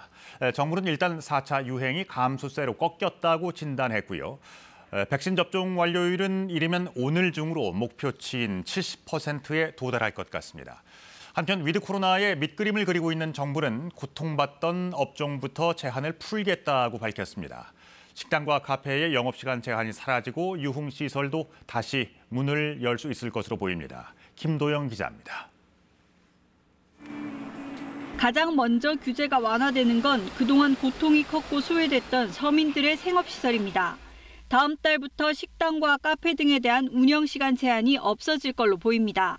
현재 4단계 지역은 밤 10시, 3단계는 자정까지만 영업이 가능한데 자율로 맡긴다는 겁니다. 지난해 11월부터 집합 금지 중인 유흥시설은 영업을 허용하는 대신 접종자는 완료 증명, 미접종자는 음성 확인제가 도입될 계획입니다. 미접종자가 차별받는다는 반발에 대한 대안도 내놨습니다. 접종을 받기 어려운 분들이 있습니다. 그런 분들에 대해서는 의료진 판단에 따라서 확인서를 받게 되면 같이 혜택을, 효과를 같이 볼 수 있도록 할 계획으로 있습니다. 각급 학교는 등교 확대를 추진하고 대학도 대면 수업을 늘리기로 했습니다. 민생경제 회복을 위해 다음 달 15일까지 코리아 세일 페스타 등의 행사 개최, 소비 쿠폰 재개 등의 방안도 논의됐습니다. 다만 실내외 마스크 쓰기는 그대로 유지됩니다. 단계적 일상 회복은 한 걸음 한 걸음 신중하게 나아갈 수밖에 없고 당장은 기대에 충분치 못한 출발이 될 수도 있지만 전문가 토론회에서는 다음 달에 다중이용시설의 영업 제한 시간 해제와 집합금지 업종을 완화하고 12월에는 대규모 행사를 허용한 뒤 내년 1월 사적 모임에 대한 제한을 푸는 3단계 완화안이 제시됐습니다. 어떤 우리가 고정된 조건이라기보다는 위험평가에 기반한 단계의 진입이 중요합니다. 단계마다 최소한 5주 이상의 평가 기간을 거쳐서 점진적으로 완화하는 것이 적당하다고 보고요. 정부는 공청회와 전문가 토론회 등 여론 수렴 과정을 거쳐 단계적 일상회복 이행 계획을 다음 주 금요일 발표합니다. KBS 뉴스 김도영입니다. 여론조사 결과 국민 10명 가운데 7명이 일상회복으로의 전환을 찬성하고 있는 것으로 조사가 됐습니다. 백신 미접종자의 권리는 보장돼야 하지만 백신 패스의 도입은 찬성한다는 의견이 많았는데요. 정부가 실시한 여론조사 내용을 이효연 기자가 정리했습니다. 먼저 단계적 일상회복, 위드 코로나로 전환해야 하는지 물었습니다. 응답자 4명 중 3명은 코로나와 일상이 공존하도록 방역체계를 바꾸자고 답했는데요. 2달 전 조사 때보다 20%포인트 가까이 늘어났습니다. 그렇다면 적절한 일상회복 전환 시기는 언제일까요? 지금이라는 응답이 약 42%로 가장 많았고 이미 늦었다는 21% 정도인데 반해 아직 이르다는 의견도 27.5% 나왔습니다. 위드 코로나를 앞두고 기대와 우려가 반반이라는 응답이 절반 가까이 차지했고 기대가 크다는 약 33%, 우려가 크다는 약 18%였습니다. 확진자 수에 일희일비하던 상황도 바뀌었습니다. 응답자 10명 중 7명 정도는 치명률이 낮아진 만큼 확진자 숫자의 의미가 달라졌다고 답했습니다. 오히려 약 80%는 확진자 숫자 외에 다른 중요한 정보를 잘 다루지 않고 있다고 꼬집었습니다. 단계적 일상 회복 전환 이후 하루 평균 확진자 수 얼마나 감소할 수 있는지에 대해선 1,000명 이상에서 2,000명 미만이 10명 중 6명꼴로 가장 많았습니다. 백신 접종에 대한 생각도 물었습니다. 모두의 건강을 위한 공동 책임이라고 보는 답이 약 43%였고 개인의 자유라는 답은 13%에 그쳤습니다. 백신을 맞지 않은 사람은 책임이 뒤따라야 한다는 약 68%, 미접종자도 권리는 보장돼야 한다는 45%였습니다. 접종 완료자에 한해 활동 반경을 넓혀주는 이른바 백신 패스의 국내 도입에 대해선 56%가 긍정적인 반면 부정적 반응은 13%로 나타났습니다. 이번 설문은 중앙사고수습본부가 서울대 연구팀에 의뢰해 지난 5일부터 나흘간 전국 성인 남녀 1,000여 명을 대상으로 조사했고 신뢰 수준 95%에 표본 오차는 플러스 마이너스 3.1%포인트입니다. KBS 뉴스 이효연입니다. 코로나19 확진 뒤 재택 치료를 받던 60대 남성이 병원으로 이송되자마자 숨지는 일이 발생했습니다. 재택 치료 중에 환자가 사망한 첫 사례인데요. 이 남성을 태운 구급차는 신고한 지 1시간이 지나서야 병원에 도착한 것으로 드러나서 재택 치료자 이송 체계에 허점이 있는 것이 아니냐는 지적이 나옵니다. 최유경 기자입니다. 아침 7시가 조금 넘은 시각, 서울 서대문구의 한 아파트 주차장으로 일반 구급차 한 대가 들어옵니다. 20분가량이 지나자 또 다른 구급차 한 대가 주차장에 섭니다. 코로나19 환자 이송을 위한 전담 구급차입니다. 들것에 실린 환자가 전담 구급차로 옮겨진 건 이로부터 15분쯤 지난 뒤였습니다. 코로나19로 인한 기력 저하 증상을 호소했던 60대 남성 A씨는 119에 신고한 지 1시간 넘게 지나서야 인근 병원에 도착할 수 있었습니다. 그 사이 심정지가 왔고 결국 A씨는 병원에 도착한 뒤 오전 9시 반쯤 사망 판정을 받았습니다. 재택치료를 시작한 지 만 하루도 안 된 시각이었습니다. 이송이 늦어진 건 A씨를 태울 코로나19 전담 구급차가 제때 준비되지 않았기 때문인 것으로 드러났습니다. 전담 구급차엔 감염 방지를 위해 비닐을 둘러야 하는데 이 작업이 완료되지 않아 현장에 뒤늦게 도착한 겁니다. 게다가 구급대 측은 A씨가 단순히 기력 저하라고만 신고가 들어와 미리 도착해 있던 일반 구급차 대신 전담 구급차를 기다렸다고 설명했습니다. 발열도 없고 의자에 앉아있고 이런 상황이에요. 만약에 근데 중증이라고 신고가 들어왔다면은 심정지가 발생했다, 중증이다 이럴 경우에는 랩핑 없이 갑니다. 그냥 그럴 때도 랩핑을 치고 이러지 않아요. 정부는 이번 사고를 계기로 이송 체계를 다시 한번 점검하겠다면서도 재택치료를 확대하겠다는 방침은 변함없다고 밝혔습니다. KBS 뉴스 최혜경입니다. 국민의힘 윤석열 후보가 전두환 옹호 발언에 대해 그제 유감을 표하고 송구하다고 했지만 이후 반려견에게 사과를 주는 사진을 SNS에 올려 더 큰 논란이 되고 있죠. 국민을 조롱한 것이냐는 비판이 진영과 상관없이 나왔고 사과의 진정성을 지적하는 목소리도 상당합니다. 안다영 기자가 보도합니다. 윤석열 후보 공식 인스타그램에 어제 새벽 올라온 사진입니다. 누군가가 윤 후보 반려견에게 사과를 주는 모습이 담겼고 반려견이 윤 후보를 닮아 사과를 좋아한다는 설명이 달렸습니다. 전두환 옹호 발언에 대해 뒷북 사과를 한 뒤 이런 사진이 올라오자 사과는 개나 주란 뜻이냐는 비판이 쏟아졌습니다. 사진은 1시간여 만에 서둘러 삭제됐지만 후폭풍은 거셌습니다. 전두환 옹호 발언 사흘째인 그제 윤 후보는 뒤늦은 입장 표명을 하면서 자신의 발언 취지는 여전히 정당했다고 반복했습니다. 내가 생각해도 이거는 할 만한 말이라고 생각했더라도 적절하지 않다 그거는 라고 지적을 하시면 그 비판을 수용하고. 그래서 사과의 진정성이 의심되던 터라 논란은 가라앉지 않았습니다. 여권의 비판은 제쳐두고라도 당내 경쟁 주자들 사이에선 찬물 그만 끼얹고 결단해라, 국민 조롱을 멈춰라, 사과마저 희화화한다는 성토가 이어졌습니다. 이준석 대표도 상식을 초월한다, 착잡하다는 신경을 밝혔습니다. 윤 후보 캠프는 실무자 실수였다며 사과하고 문제가 된 반려견 SNS를 폐쇄했습니다. 그러나 직접적인 건 실무진 실수라고 해도 발언 자체는 문제없다는 취지로 사흘을 이어간 역사인식의 문제, 그리고 이후 여론이 악화되면서 사과를 결정해놓고도 수습 과정에서 보인 메시지 혼선은 결국 윤 후보 책임으로 이어질 수밖에 없습니다. 윤 후보는 앞서 대구 밀란 발언이나 왕자 논란에서도 본인의 취지를 강조하며 문제없다고 반박하다 뒤늦게 사과하게 됐습니다. KBS 뉴스 안다영입니다. 윤 후보의 SNS 사진 논란 여파는 국민의힘 경선 토론에서도 이어졌습니다. 이 자리에서 윤 후보는 사진을 찍고 올린 건 캠프 직원이지만 모든 건 자신의 불찰이라며 국민께 사과드린다고 했습니다. 이어서 강병수 기자입니다. 대선 후보 토론회도 문제의 SNS 사진 논란부터 시작됐습니다. 윤 후보나 가족이 사진에 관여하지 않았냐는 겁니다. 반려견을 그 캠프 직원이 데리고 가가지고 이 야심한 밤에 이 사진을 찍었다는 겁니까? 반려견을 데리고 간 거는 아마 제 처로 생각이 되고 그리고 찍은 것은 우리 캠프의 직원이 찍었다고 제가. 윤 후보는 발언 논란이 있기 전 유년기 이야기를 사진으로 풀어가기로 했고 그래서 공교롭게 올라간 사진이라고 해명했습니다. 국민들한테 이거 정말 잘못했다고 사과를 하시고 불과 한 12시간 지나가지고 국민을 완전히 무슨 개 취급을 하는 이런 사진을 올린단 말입니다. 그 인스타에다 그런 사과 스토리를 올리겠다고 하는 것을 제가 얘기해주고 승인을 했으니까 여기에 대해 관련된 모든 이 불찰과 또 책임은 제가 지는 게 맞죠. 사과가 희화화된 상황이라 전두환 옹호 발언 자체도 다시금 거론됐습니다. 광주에 가서는 5.18 묘비를 잡고 울컥하는 사진을 찍고 예? 이게 지역 감정 이용하는 그런 발언 아닙니까?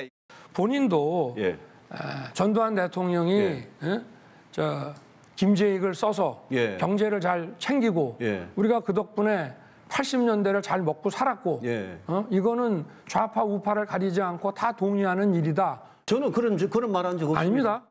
민주당에서도 당 지도부는 물론 중진 의원들까지 나서 국민을 조롱하는 행위다. 윤 후보의 인식 수준을 드러낸 것이라는 비판이 쏟아졌습니다. 또 정의당 심상정 후보는 윤 후보가 무지를 넘어 광주 정신을 우롱했다며 국민의힘의 징계를 요구했습니다. KBS 뉴스 강병수입니다. 야당이 소란스런 사이 민주당 이재명 후보는 광주 5.18 묘지와 봉하마을에서 본격적인 대선 행보를 시작했습니다. 윤석열 후보를 견제하고 민주 세력의 후계자임을 부각시키기 위한 일정입니다. 경기도지사 자리는 다음 주 월요일에 물러나기로 했습니다. 계현우 기자입니다. 대선 후보 선출 뒤 사실상 첫 일정으로 이재명 후보는 5.18 민주묘지를 선택했습니다. 5월 광주의 진상을 알고 자신의 인생이 바뀌었다며 윤석열 후보를 향해 역사의식이 부족하다고 비판했습니다. 민주주의 체제 속에서 혜택만 누리던 분이어서 전두환이라는 이름이 가지는 그 어묵함을 전혀 이해하지 못했을 겁니다.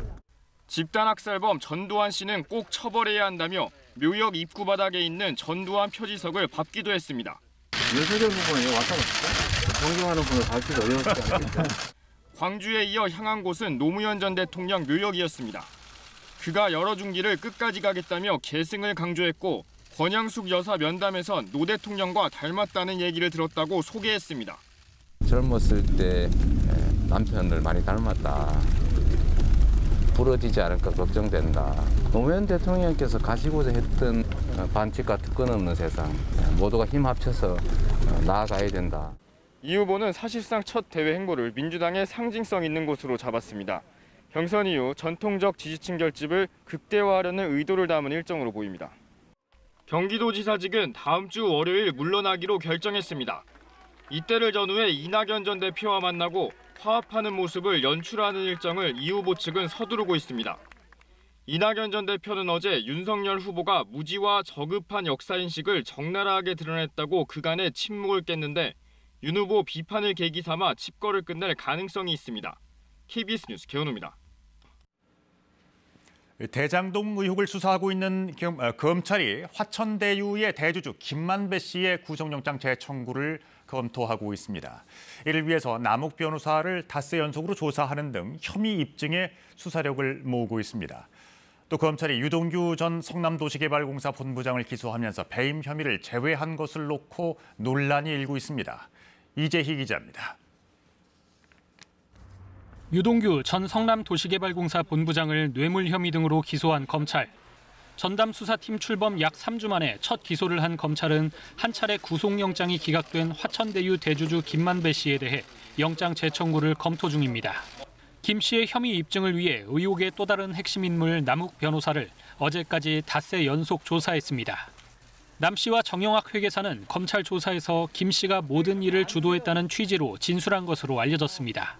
주말 사이 검찰이 이들을 추가 조사할 가능성도 열려 있습니다.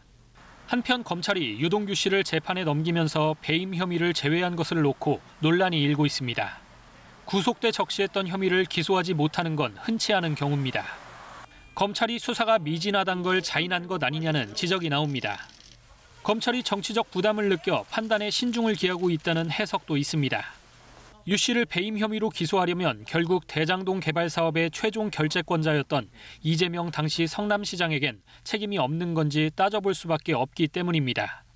KBS 뉴스 이재입니다. 한편 검찰이 배임 혐의를 뺀 채 유동규 전 본부장을 기소한 데 대해서 국민의힘은 강력하게 반발했습니다. 대검찰청을 항의 방문해서 정치검찰이 이재명 후보 구하기에 나선 것이라고 항의했는데요. 이에 대해서 민주당은 악의적인 실력 행사라며 처음부터 무리한 수사였다고 반격했습니다. 강푸른 기자입니다. 정치검찰 규탄한다! 규탄한다! 규탄한다! 국민의힘 의원 20여 명이 대검찰청을 항의 방문했습니다. 배임 혐의를 뺀 채 유동규 전 본부장을 기소한 검찰 결정은 눈물겨운 이재명 부하기이자 꼬리 자르기 수사라고 강조했습니다. 그분이 누군지 우리 국민들은 다 알고 있습니다. 모든 것을 덮어버리겠다는 이 공작적 기소에 대해서 용납할 수 없습니다. 김호수 검찰총장 면담을 요구하다 방역수칙에 가로막히자 2시간 넘게 실랑이가 벌어지기도 했습니다. 아니 야당이라고 이렇게 탄압하는 겁니까? 결국 총장 대신 나온 대검 차장을 향해 질타를 쏟아냈습니다. 제일 중요한 범죄 사실인 업무상 배임 기소를 안 하는 마당에 3억 뇌물죄 기소하자고 그 야밤에 그렇게 기습적으로 공소장을 넣습니까? 불기소를 한 게 아니라 보안 수사를 위해서 이렇게 보류를 해놨다는 말씀을 꼭 드리고 싶고요. 저희들이 보안 수사를 철저히 하도록 하겠습니다. 국민의힘 후보들도 이재명 후보 범죄 숨기기이고 부실 수사의 정점이라며 비판에 가세했습니다.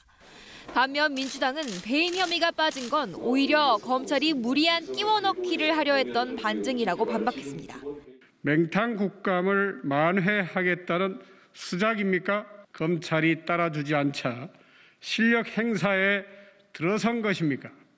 민주당은 또 대장동 개발과 부산저축은행 대출 비리의 연관성을 거듭 거론하며 당시 수사를 맡았던 윤석열 후보를 겨냥하기도 했습니다. KBS 뉴스 강푸른입니다. 유엔이 파견한 북한 특별인권보고관이 북한 주민들의 고통스러운 실태를 알리며 유엔이 대북 제재 완화를 재검토해야 한다고 주장을 했는데요. 그러자 미 국무부가 대북 제재는 유엔 안전보장이사회 국가들이 결의한 사항이라고 선을 그었습니다. 워싱턴 김양순 특파원입니다. 코로나로 국경이 봉쇄되며 북한 주민들의 최우선 관심사는 먹을 것을 구하는 것이 됐다. 북한이 지금처럼 국제사회로부터 고립된 적이 없었다는 보고가 나왔습니다. 토마스 킨타나 북한 인권 특별보고관은 유엔의 대북 제재 이후 일반 주민들은 생계가 무너졌지만 북한 정권은 미사일을 시험 발사하고 군비 경쟁을 벌이고 있다며 제재의 역설이라고 지적했습니다. 그러면서 유엔 안전보장이사회가 대북 제재 체제를 재검토하고 필요하면 완화해야 한다고 촉구했습니다. This captures the paradox of the sanctions regime. I take this opportunity to urge all relevant parties to take steps towards finding a peaceful resolution of the long-standing conflict on the Korean Peninsula. 이에 대해 미 국무부는 인도적 지원은 필요하다면서도 제재 완화에는 선을 그었습니다. 네드 프라이스 국무부 대변인은 북한 인권 실태에 대한 책임은 북한 정권에 있다는 것이 간명한 사실이라며 유엔 대북 제재는 안보리 국가들의 결의에 따른 것이라고 지적했습니다. UN Security Council resolutions regarding the DPRK remain in effect, and all UN member states are bound by their obligations under those resolutions. 그럼에도 미국은 북한 주민들의 고통을 줄이기 위해 최선을 다해야 한다며 대북 인도적 지원을 위한 노력에 관여하고 있다고 덧붙였습니다. 대북 제재 완화보다는 인도적 지원이 낫다는 게 바이든 정부의 일관된 입장입니다. 한미 외교 당국자들은 대북 지원 인도적 사업의 구체적 내용을 논의하고 있는 것으로 알려졌습니다. 워싱턴에서 KBS 뉴스 김양순입니다. 제롬 파월 미국 연방준비제도 의장은 국제결제은행 주최로 열린 온라인 컨퍼런스에서 자산 매입 축소 시작 준비가 순조롭게 진행 중이라면서 테이퍼링 임박을 예고했습니다. 연준은 매달 1,200억 달러 규모인 채권 매입을 이르면 다음 달 중순부터 점진적으로 줄여나가 내년 중반까지 양적 완화 정책에 종지부를 찍겠다는 입장입니다. 파월 의장은 공급망 병목과 높은 인플레이션이 내년까지 지속될 것으로 내다봤습니다. 서울의 한 회사 사무실에서 물을 마신 뒤 쓰러진 직원 2명 중 1명에게서 살충제 등으로 쓰이는 독성 물질이 검출됐는데요. 이번 사건 용의자로 지목된 강모 씨 집에서도 같은 물질이 발견돼 경찰은 연관성을 확인하고 있습니다. 방준환 기자의 보도입니다. 지난 18일 사무실에서 물을 마신 뒤 먼저 쓰러진 여성은 상태가 나아졌지만 나중에 쓰러진 남성은 여전히 중태로 중환자실에 입원 중입니다. 국립과학수사연구원은 이 남성의 혈액에서 독성 물질이 검출됐다고 밝혔습니다. 이 독성 물질은 지난 10일 이 회사에서 일어난 음료 사건 때 검출된 물질과 일치합니다. 또 경찰이 피의자로 입건한 강 씨의 집에서도 같은 물질이 발견됐습니다. 아지드와 나트륨으로 살충제, 제초제 성분입니다. 하지만 물병 자체에선 독성 물질이 검출되지 않았습니다. 당시 회사 측은 사건 발생 7시간 만에 경찰에 신고했습니다. 아예 물병이 바뀌었을 가능성 등이 있습니다. 독성 물질이 확인된 만큼 경찰은 피해자들이 이 물질을 어떻게 먹게 됐는지 경위를 집중적으로 조사할 방침입니다. 또 왜 이런 일이 생겼는지 범행 동기를 밝히는 데도 수사력을 모으고 있습니다. 경찰은 물을 마신 뒤 쓰러졌던 피해 여성을 추가 조사한 데 이어 어제도 이 회사를 다시 찾아가 수사 단서가 있는지 확인했습니다. 피의자 강 씨는 물을 마시고 쓰러진 2명과 같은 팀이고 지난 12일 사건의 피해자와는 한 집에서 살았던 적이 있습니다. 경찰은 아직 직장 내 따돌림 정황은 확인되지 않았지만 다양한 가능성을 열어놓고 수사 중이라고 밝혔습니다. KBS 뉴스 방준환입니다. 서울의 한 다세대 주택에 사는 80대 노부부가 동시에 숨진 채 발견됐습니다. 타살 흔적이 전혀 없고 부부 둘 다 급성 심근경색으로 숨진 것으로 추정돼 사인을 두고 의문이 생기고 있습니다. 이수민 기자의 보도입니다. 구급차 한 대가 주택 앞으로 다가옵니다. 잠시 뒤 경찰관들도 잇따라 집 앞에 도착합니다. 지난 21일 저녁 6시 50분쯤 이 다세대 주택의 2층과 3층에서 80대 부부가 숨진 채 발견됐습니다. 이 주택에는 노부부만 살았는데 각각 다른 층에 거주해왔다고 주민들은 말합니다. 아줌마는 2층에서 아저씨는 3층에 자고 맨날 그랬거든요. 새도 안 놓고. 숨진 남편은 지난 17일 사설 요양센터에 전화해 몸이 불편하다며 방문 요양 서비스를 신청했습니다. 요양보호사는 그제 처음으로 이 집을 찾았지만 문이 닫혀 있었고 주민센터를 통해 인근에 따로 사는 아들에게 연락했습니다. 숨진 부부는 기초생활수급자도 아니었고 관할 주민센터에서 별도의 지원이나 관리도 받고 있지 않았습니다. 의료, 주거, 뭐 이제 이런 기초생활수급자 급여가 해당자가 아니시고 전형적으로. 경찰은 현장 감식 결과 외부 침입 흔적이 없고 몸에 외상도 없어 타살이나 간병 살해일 가능성은 크지 않다고 밝혔습니다. 그러면서 부부 둘 다 급성 심근경색으로 사망했다는 거만이 소견이 나왔다고 전했습니다. 경찰은 노부부가 사망한 시점과 정확한 원인을 확인하기 위해 부검을 진행할 계획입니다. KBS 뉴스 이수민입니다. 오늘은 절기 상강입니다. 겨울의 마지막 절기인데요. 이때쯤이면 날이 추워지고 서리가 내린다고 하죠. 그런데 이번 가을에는 때이른 추위가 찾아오면서 이미 서리가 내렸습니다. 오늘도 내륙 지역을 중심으로는 아침 기온이 크게 떨어지면서 다소 쌀쌀하게 느껴지고 있습니다. 현재 서울 기온 5.8도 가리키고 있고요. 한낮에는 하늘이 맑아서 기온이 쑥쑥 오르겠습니다. 오늘 서울 낮 기온 18도 예상되고 내일도 전국이 대체로 맑은 가운데 활동하기 무난하겠습니다. 내륙 지역을 중심으로는 안개가 짙게 끼어 있습니다. 청주공항과 광주공항에는 저시정 경보가 내려져 있고요. 지금 구리에는 가시거리가 70m까지 좁혀져 있습니다. 기온이 오르면서 안개가 걷히고 나면 파란 하늘 드러나겠고요. 다만 아침까지 강원 남부 동해안 지역에는 빗방울이 떨어지겠고 밤에는 제주도에 빗방울이 살짝 지나는 곳이 있겠습니다. 현재 기온은 어제 아침과 비슷합니다. 서울이 5.9도, 대전은 4.1도 가리키고 있고요. 안동도 4도까지 떨어졌습니다. 한낮에는 서울이 18도, 춘천 18도, 포항 19도, 대전도 19도, 부산은 21도까지 오르면서 일교차가 10도 이상 크게 벌어지겠습니다. 바다의 물결은 제주 해상에서 최고 4m, 동해상과 남해상에서도 3m 안팎으로 물결이 높게 일겠고요. 동해안에서는 너울성 파도를 주의하셔야겠습니다. 당분간 고기압의 영향을 받으면서 전국에 파란 하늘이 드러나겠습니다. 다만 일교차가 크니까 건강관리는 잘해주셔야겠습니다. 날씨 정보 전해드렸습니다. 누리호가 땅을 박차고 날아오르는 순간의 감동을 참 많은 이들이 함께 했는데요. 누리호 개발에 참여했던 연구진들은 심정이 어땠을까요? 이륙과 성공적인 비행을 누구보다 더 기뻐했지만 마지막 아쉬움에 목이 매는 모습을 보여주기도 했습니다. 하지만 반드시 극복해내겠다며 다시 일어선 연구진들을 박대기 기자가 만나보았습니다. 엔진 점화, 이 순간 누리호 통제동에도 환호성이 울렸습니다. 과연 날아갈까는 쏘기 전까지는 알 수가 없거든요. 우리가 만든 게 제대로 어느 정도는 날아가는구나를 다 확인할 수 있어서 굉장히 아주 감격스럽고.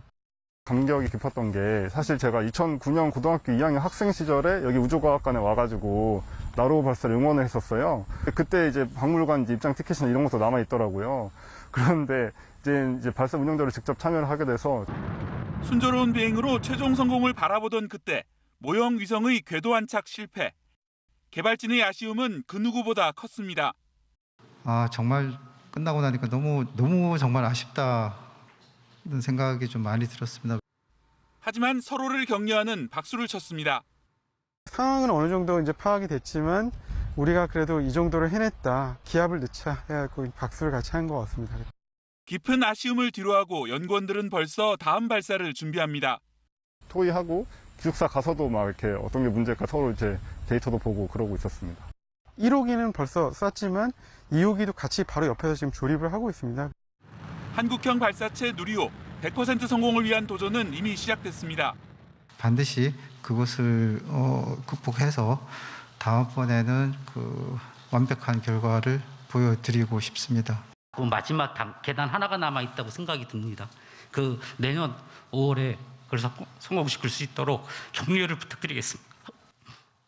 KBS 뉴스 박대기입니다. 서울의 한 다세대 주택에서 세입자 20여 명이 한꺼번에 쫓겨날 처지에 몰렸습니다. 집주인이 집을 담보로 빌린 돈을 갚지 못해서 생긴 일인데요. 세입자들은 계약을 할 때 이런 위험을 제대로 듣지 못했다고 합니다. 이런 종류의 전세 보증금 피해는 특히 사회 초년생인 2030 세대에 집중돼서 각별히 주의가 필요해 보입니다. 양민철 기자입니다. 대학생이나 사회 초년생들이 많이 사는 서울 신림동입니다. 이 다세대 주택에 살던 세입자 23명은 지난 8월 신협에서 한꺼번에 퇴거 통보를 받았습니다. 집주인이 부동산 소유권을 담보로 신탁회사를 통해 돈을 빌렸는데 제때 갚지 못했기 때문입니다. 일반 대출이 아니다 보니 세입자들도 부동산 신탁 내용이 뭔지 문의했지만 집주인이나 공인중개사는 제대로 설명하지 않았다고 합니다. 신탁을 한 이유는 집주인이 더 많은 대출금을 받기 위해서 신탁을 껴놨다. 아무런 문제가 되지 않을 것이다라고. 세입자들은 집주인을 사기 혐의로 고소했습니다. 자신들의 처지를 알리는 유튜브 영상도 만들어 단체 행동에도 나섰습니다. 하지만 집주인은 곧 건물을 팔아 보증금을 되돌려주겠다는 말만 2달째 되풀이하고 있습니다. 지금 매수 신청자가 나와 있습니다. 그래서 그렇게 해서 매매를 해서 문제를 해결하려고 이렇게 합니다. 전세보증금 피해는 특히 2030 세대에 집중돼 있습니다. 전세보증금을 3차례 이상 돌려주지 않고 연락도 두절된 악성 임대인은 지난 8월 말 기준 129명입니다. 이들이 돌려주지 않은 보증금은 4,200억 원이 넘는데 이 중 2030 세대 피해가 3분의 2가 넘습니다. 최근에는 직거래 앱 같은 것들이 많아졌습니다. 소유주 이름이라든가 공인중개사가 과연 진짜 맞는가, 그리고 또 이제 담보가 어떻게 설정되는가 이런 것들 챙기는 게 조금 미흡한 게 아닌가라 보여집니다. 임대계약 하기 전엔 등기부 등본에 나온 소유구조나 대출, 신탁관계 등을 반드시 확인하고 시세보다 싼 물건은 특히 유의해야 합니다. KBS 뉴스 양민철입니다. 어제 전남 여수시의 한 양식장에서 작업자 2명이 바다에 빠져 실종됐습니다. 해경은 경비함정과 항공기를 동원해 수색 작업을 벌이고 있습니다. 김정대 기자의 보도입니다. 어두운 밤바다에서 경비함정에 탄 해경 선원들이 불빛을 바다에 비춥니다. 양식장 관리선에서 추락한 것으로 추정되는 작업자 2명을 찾는 겁니다. 여수 여자도 인근의 꼬막 양식장에서 9톤급 관리선에 탄 작업자가 바다로 추락했다는 신고가 들어온 건 어제 오후 3시 20분쯤. 해경은 경비함정과 항공기를 동원해 현장에 곧바로 출동했습니다. 하지만 사고 해역에서는 배와 신고자의 휴대전화만 발견됐고 사람은 보이지 않았습니다. 당시 배는 표류하고 있었고 그물을 끌어올리는 도르래인 양망장비가 작동 중이었습니다. 해경은 이를 토대로 양식장에서 작업하던 배에서 한 명이 먼저 추락한 뒤 신고자까지 바다에 빠진 것으로 보고 있습니다. 지금 사고 해역에 그 겸비함정 12척이 지금 집중 수색을 지금 펼치고 있습니다. 지금 야간 수색을 동원의 함정이 지금 함정의 장비인 서치라이트를 이용해서 해경은 사고 해역 인근을 계속 수색하는 한편 관리선의 정확한 승선 인원과 인적 사항도 확인할 계획입니다. KBS 뉴스 김정대입니다. 신도들을 어린 시절부터 맡아 돌보면서 10년 넘게 성착취를 하고 현금 명목의 금전을 뜯어낸 목사 부부가 있습니다. 1심 법원이 충격적인 범죄를 저지른 이들 부부에게 각 징역 25년, 징역 8년을 선고했습니다. 피해자들의 고통은 현재 진행형입니다. 신주환 기자가 보도합니다.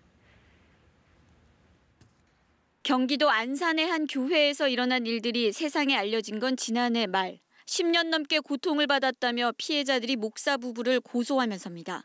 54살 목사 A씨와 아내 53살 B씨는 교회 안에 대안학교 명목의 시설을 만들어 어린 신도들을 맡아 돌봤습니다.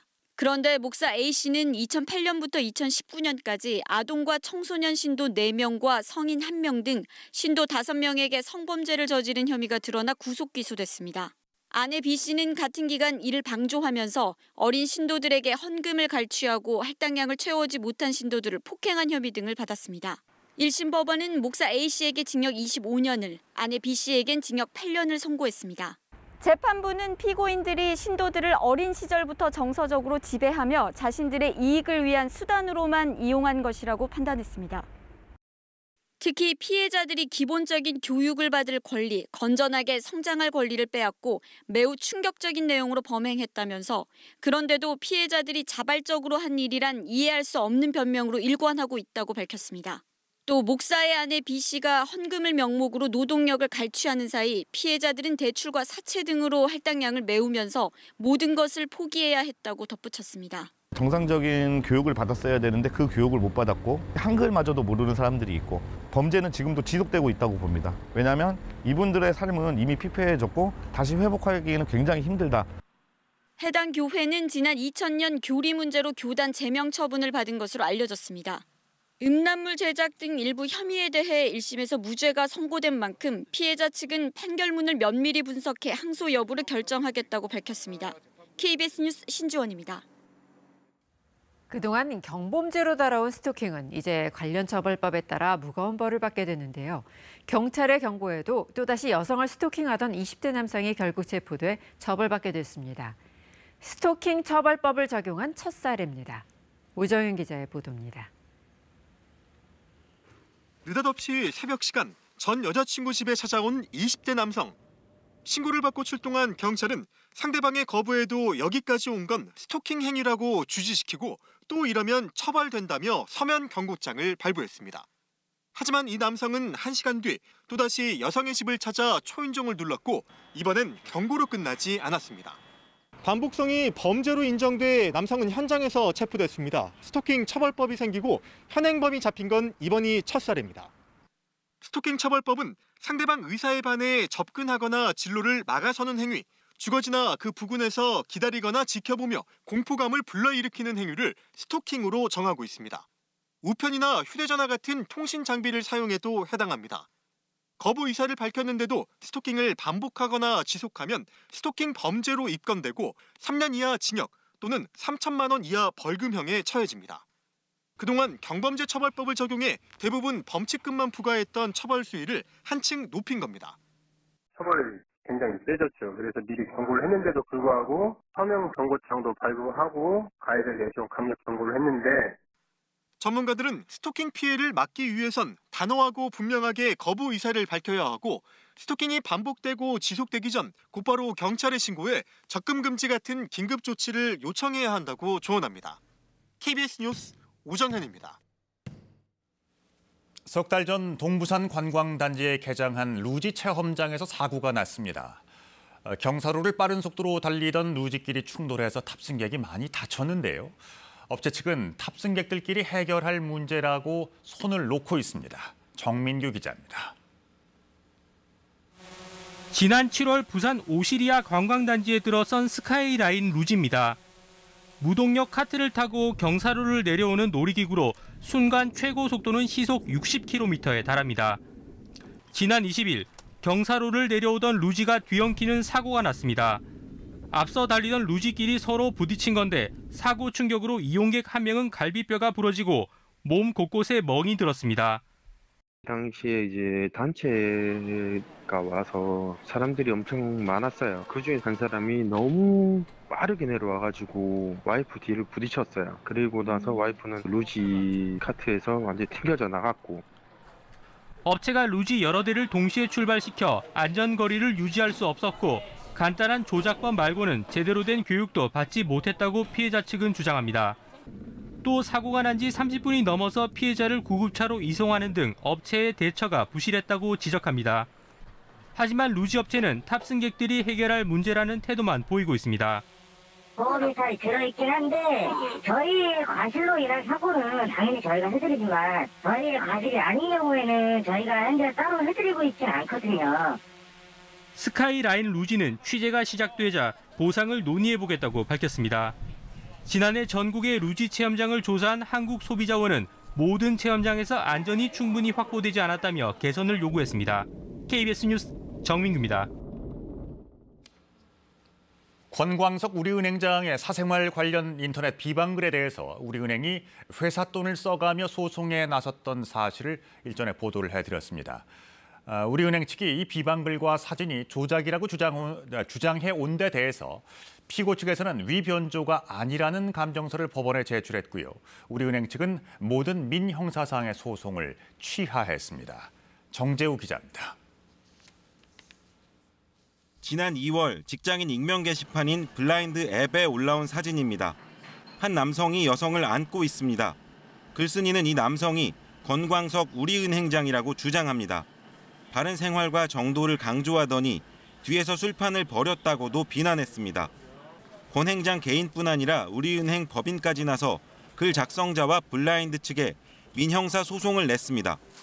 대형 로펌인 김현장을 선임했습니다. 소송 비용을 누가 댔느냐는 질문에 우리은행과 권 행장이 각자 계약해 따로 냈다면서도 액수는 밝히지 않았습니다. 당시 권 행장은 행장 취임 이후 한 번도 유흥주점에 출입해 접대부와 술을 마신 적이 없다며 해당 사진은 합성된 것이라고 주장했습니다. 그런데 블라인드 측은 지난 8월 법원에 원본 사진에 대한 감정서를 낸 것으로 확인됐습니다. 위변조 흔적이 전혀 없다는 내용입니다. 지난달에는 원본 사진과 권 행장의 사진이 동일인일 가능성이 97.9% 이상이라는 감정서도 경찰에 제출했습니다. 우리은행과 권 행장은 이달 초 블라인드 측에 걸었던 민사소송과 형사고소를 모두 취소했습니다. 법적 대응에 나선 지 7개월 만입니다. 우리은행 측은 소송을 취소한 건 블라인드가 먼저 유감을 표하고 재발 방지책을 마련하겠다고 알려왔기 때문이라며 감정서와는 상관이 없다고 밝혔습니다. 또 블라인드 측이 제출한 감정서들은 신뢰할 수 없다고 주장했습니다. 이에 대해 블라인드 측은 특정 개인에게 피해가 될 수 있는 일이 생겨 유감이지만 소취하를 위해 우리은행에 먼저 연락한 적은 없다는 입장을 밝혔습니다. KBS 뉴스 정재우입니다. 역사를 왜곡하고 거짓 역사에 침묵하는 일본 사회를 정면으로 비판한 일본의 다큐멘터리 영화 표적이 국내 언론상을 받았습니다. 위안부 문제를 최초 보도한 뒤 극우 세력의 음해와 협박에 맞서온 기자의 이야기를 다뤘는데요. 감독이 영화를 통해 전하고 싶은 메시지는 무엇일까요? 도쿄에서 지종익 특파원입니다. 30년 전 일본군 위안부 문제를 처음 세상에 알린 아사히 신문 기사. 역사의 진실을 알린 기자에게 찾아온 건 날조 기자, 매국노라는 음해와 협박이었습니다. 대학 강단에서 쫓겨나고 딸 살해 협박까지. お前は日本人のクズだ。史上最低の新聞記者が捏造記事を書き日本を貶め、のうのうと生きて。 영화 표적의 감독 니시지마 씨는 이런 비정상적인 일본의 반응에 주목했습니다. 20年も前の記事を捏造ということ自体もおかしいんですが、特定のメディアを狙った攻撃というところでですね、日本のジャーナリズムは危険なところに行くなと。 영화는 기자 개인의 고통을 넘어 음해 공작이 재생산돼 온 구조를 파헤칩니다. 역사 지우기에 나선 정치 권력은 이를 방조하고 선동해 왔습니다.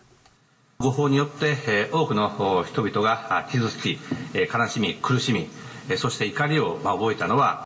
メディアというのはですね、反日というレッテルを貼って区別してしまう。国家が主導してこういうふうな風潮を作り上げたと。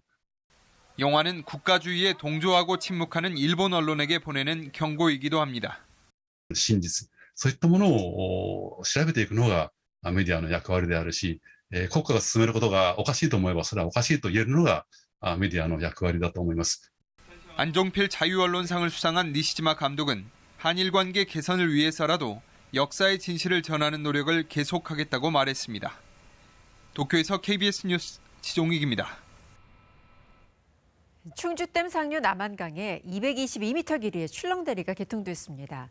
충주댐 건설로 끊겼던 길이 다시 연결되면서 제천 청풍호를 대표하는 새로운 관광 명소로 자리 잡을지 기대를 모으고 있습니다. 이규명 기자입니다.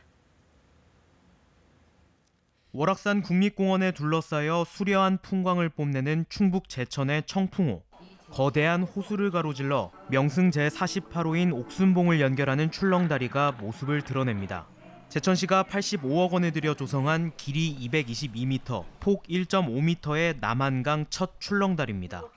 다리 기둥이 없는 무주탑 방식으로 지어져 출렁거림을 만끽할 수 있고 30여 미터 상공에서 투명 유리바닥을 걸으며 아찔한 긴장감을 즐길 수 있습니다.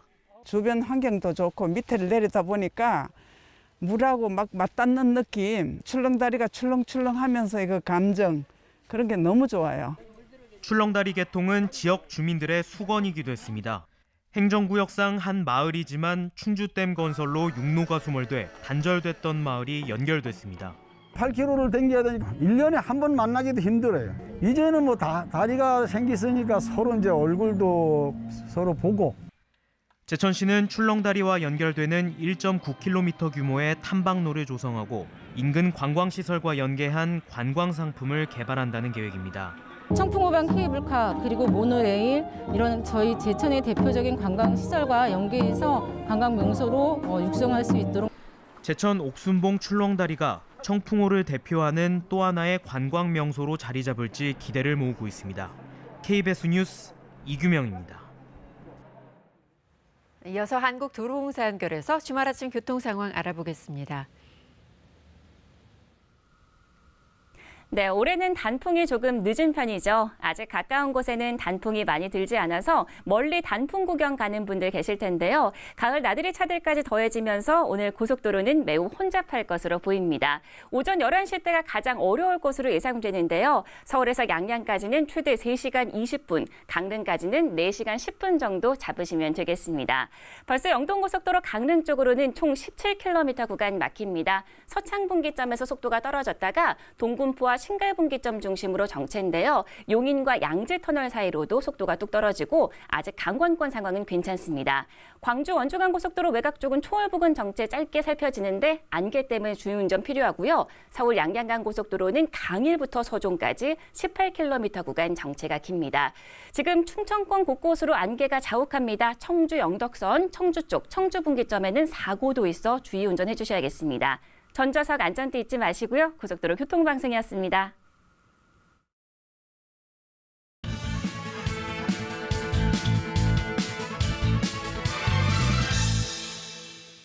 올해 정기국회 국정감사가 정보위원회 등 일부 상임위를 제외하고 사실상 막을 내렸습니다. 현 정부 마지막 국정감사로 지난 3주 동안 700여 개 기관이 감사를 받았습니다. 국정 전반을 들여다보고 그릇된 부분을 짚어내 바로잡는 국정감사는 정기국회의 꽃이라고 합니다. 하지만 이번 국정감사는 대선 정국임을 감안하더라도 이런 본래 취지에 철저하게 어긋났다는 비판을 피하기 어려워 보입니다. 여야는 대장동 의혹을 둘러싸고 첫날부터 충돌했습니다. 국민의힘이 특검을 요구하는 팻말을 내걸자 민주당이 거세게 항의하면서 파행이 이어졌습니다. 모든 상임위에서 한때 감사가 중단됐습니다. 국방위는 국방부 감사 대신 여야의 팻말 대치로 하루를 흘려보냈습니다. 북한의 미사일 발사 등 국방 안보 현안이 산적했지만 뒷전으로 밀려났습니다. 서울시 국감에서 경기도에 있는 대장동 의혹을 놓고 여야가 충돌할 정도로 대선 대리전이 전체 국감을 점거해버렸습니다. 야당이 대장동 의혹을 꺼내면 여당은 고발사주 의혹으로 맞불을 놨습니다. 이목이 집중된 경기도 국감에서 국민의힘은 이재명 후보를 의혹의 몸통으로 지목했지만 이 후보는 국민의힘 게이트라고 정면 반박했습니다. 치열하게 맞섰지만 진상규명에 다가갈 새로운 사실이나 물증이 제시된 건 없었습니다. 결국 수사 결과를 봐야 할 것 같다는 게 3주를 지샌 공방의 결론이 됐습니다.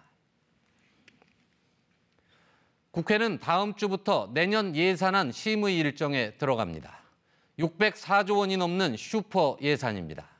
이른바 위드 코로나 단계로 접어들어 어디에 얼마나 예산을 쓰고 나라 채무는 어떻게 할지 앞을 내다보는 예리한 심의가 꼭 필요합니다.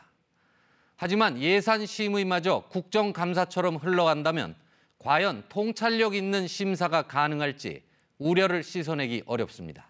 뉴스 해설이었습니다.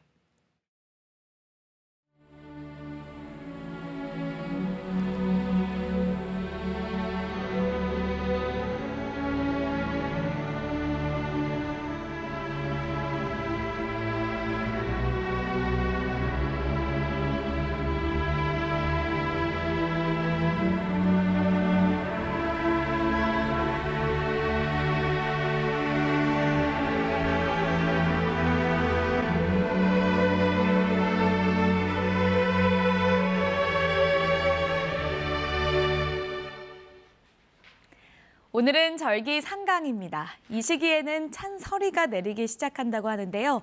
올가을은 때이른 추위가 이어지면서 이미 서리가 내렸죠.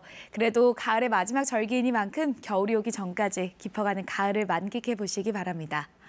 오늘 서울의 아침 기온 5.7도로 출발했습니다. 평년 기온을 4도가량 밑돌고 있어서 다소 쌀쌀한데요. 한낮에는 전국이 대체로 맑은 가운데 낮 기온이 쑥쑥 오르겠습니다. 한낮의 서울 기온 18도로 일교차가 10도 이상 크게 벌어지겠습니다. 일요일인 내일도 전국이 대체로 맑겠고 가끔 구름만 지나면서 활동하기 무난하겠습니다. 지금 내륙 지역을 중심으로는 안개가 짙게 끼었습니다. 대기 중에 수증기가 있는 데다가 밤사이 기온이 떨어지면서 복사 냉각이 활발했기 때문인데요. 지금 구례는 가시거리가 70m, 대곡과 보은, 용인과 금산은 가시거리가 100m 안팎까지 좁혀져 있습니다. 앞차와의 간격 넉넉하게 두시면서 추돌 사고를 예방해 주셔야겠습니다. 기온이 오르면서 안개는 빠르게 걷히겠습니다. 오늘 전국에 푸른 하늘 드러나겠습니다. 다만 아침까지 강원 남부 동해안 지역에는 빗방울이 떨어지겠고요. 제주도는 밤부터 구름이 많이 끼면서 빗방울이 살짝 지나겠습니다. 현재 기온 살펴보겠습니다. 어제 아침과 기온이 비슷한데요. 서울이 5.9도, 강릉 8.1도 가리키고 있고 대전이 4.1도, 안동은 4도 가리키고 있습니다. 일부 강원 산지는 영하로 기온이 떨어져서 서리가 내리고 물이 언 곳도 있습니다. 한낮에는 서울이 18도, 강릉 19도, 대구 20도까지 오르겠고요. 바다의 물결은 동해와 남해, 제주 해상에서 높게 일겠습니다. 날씨 정보 전해드렸습니다. 토요일 아침 KBS 뉴스광장 마칩니다. 건강하고 기분 좋은 주말 보내시기 바랍니다. 고맙습니다.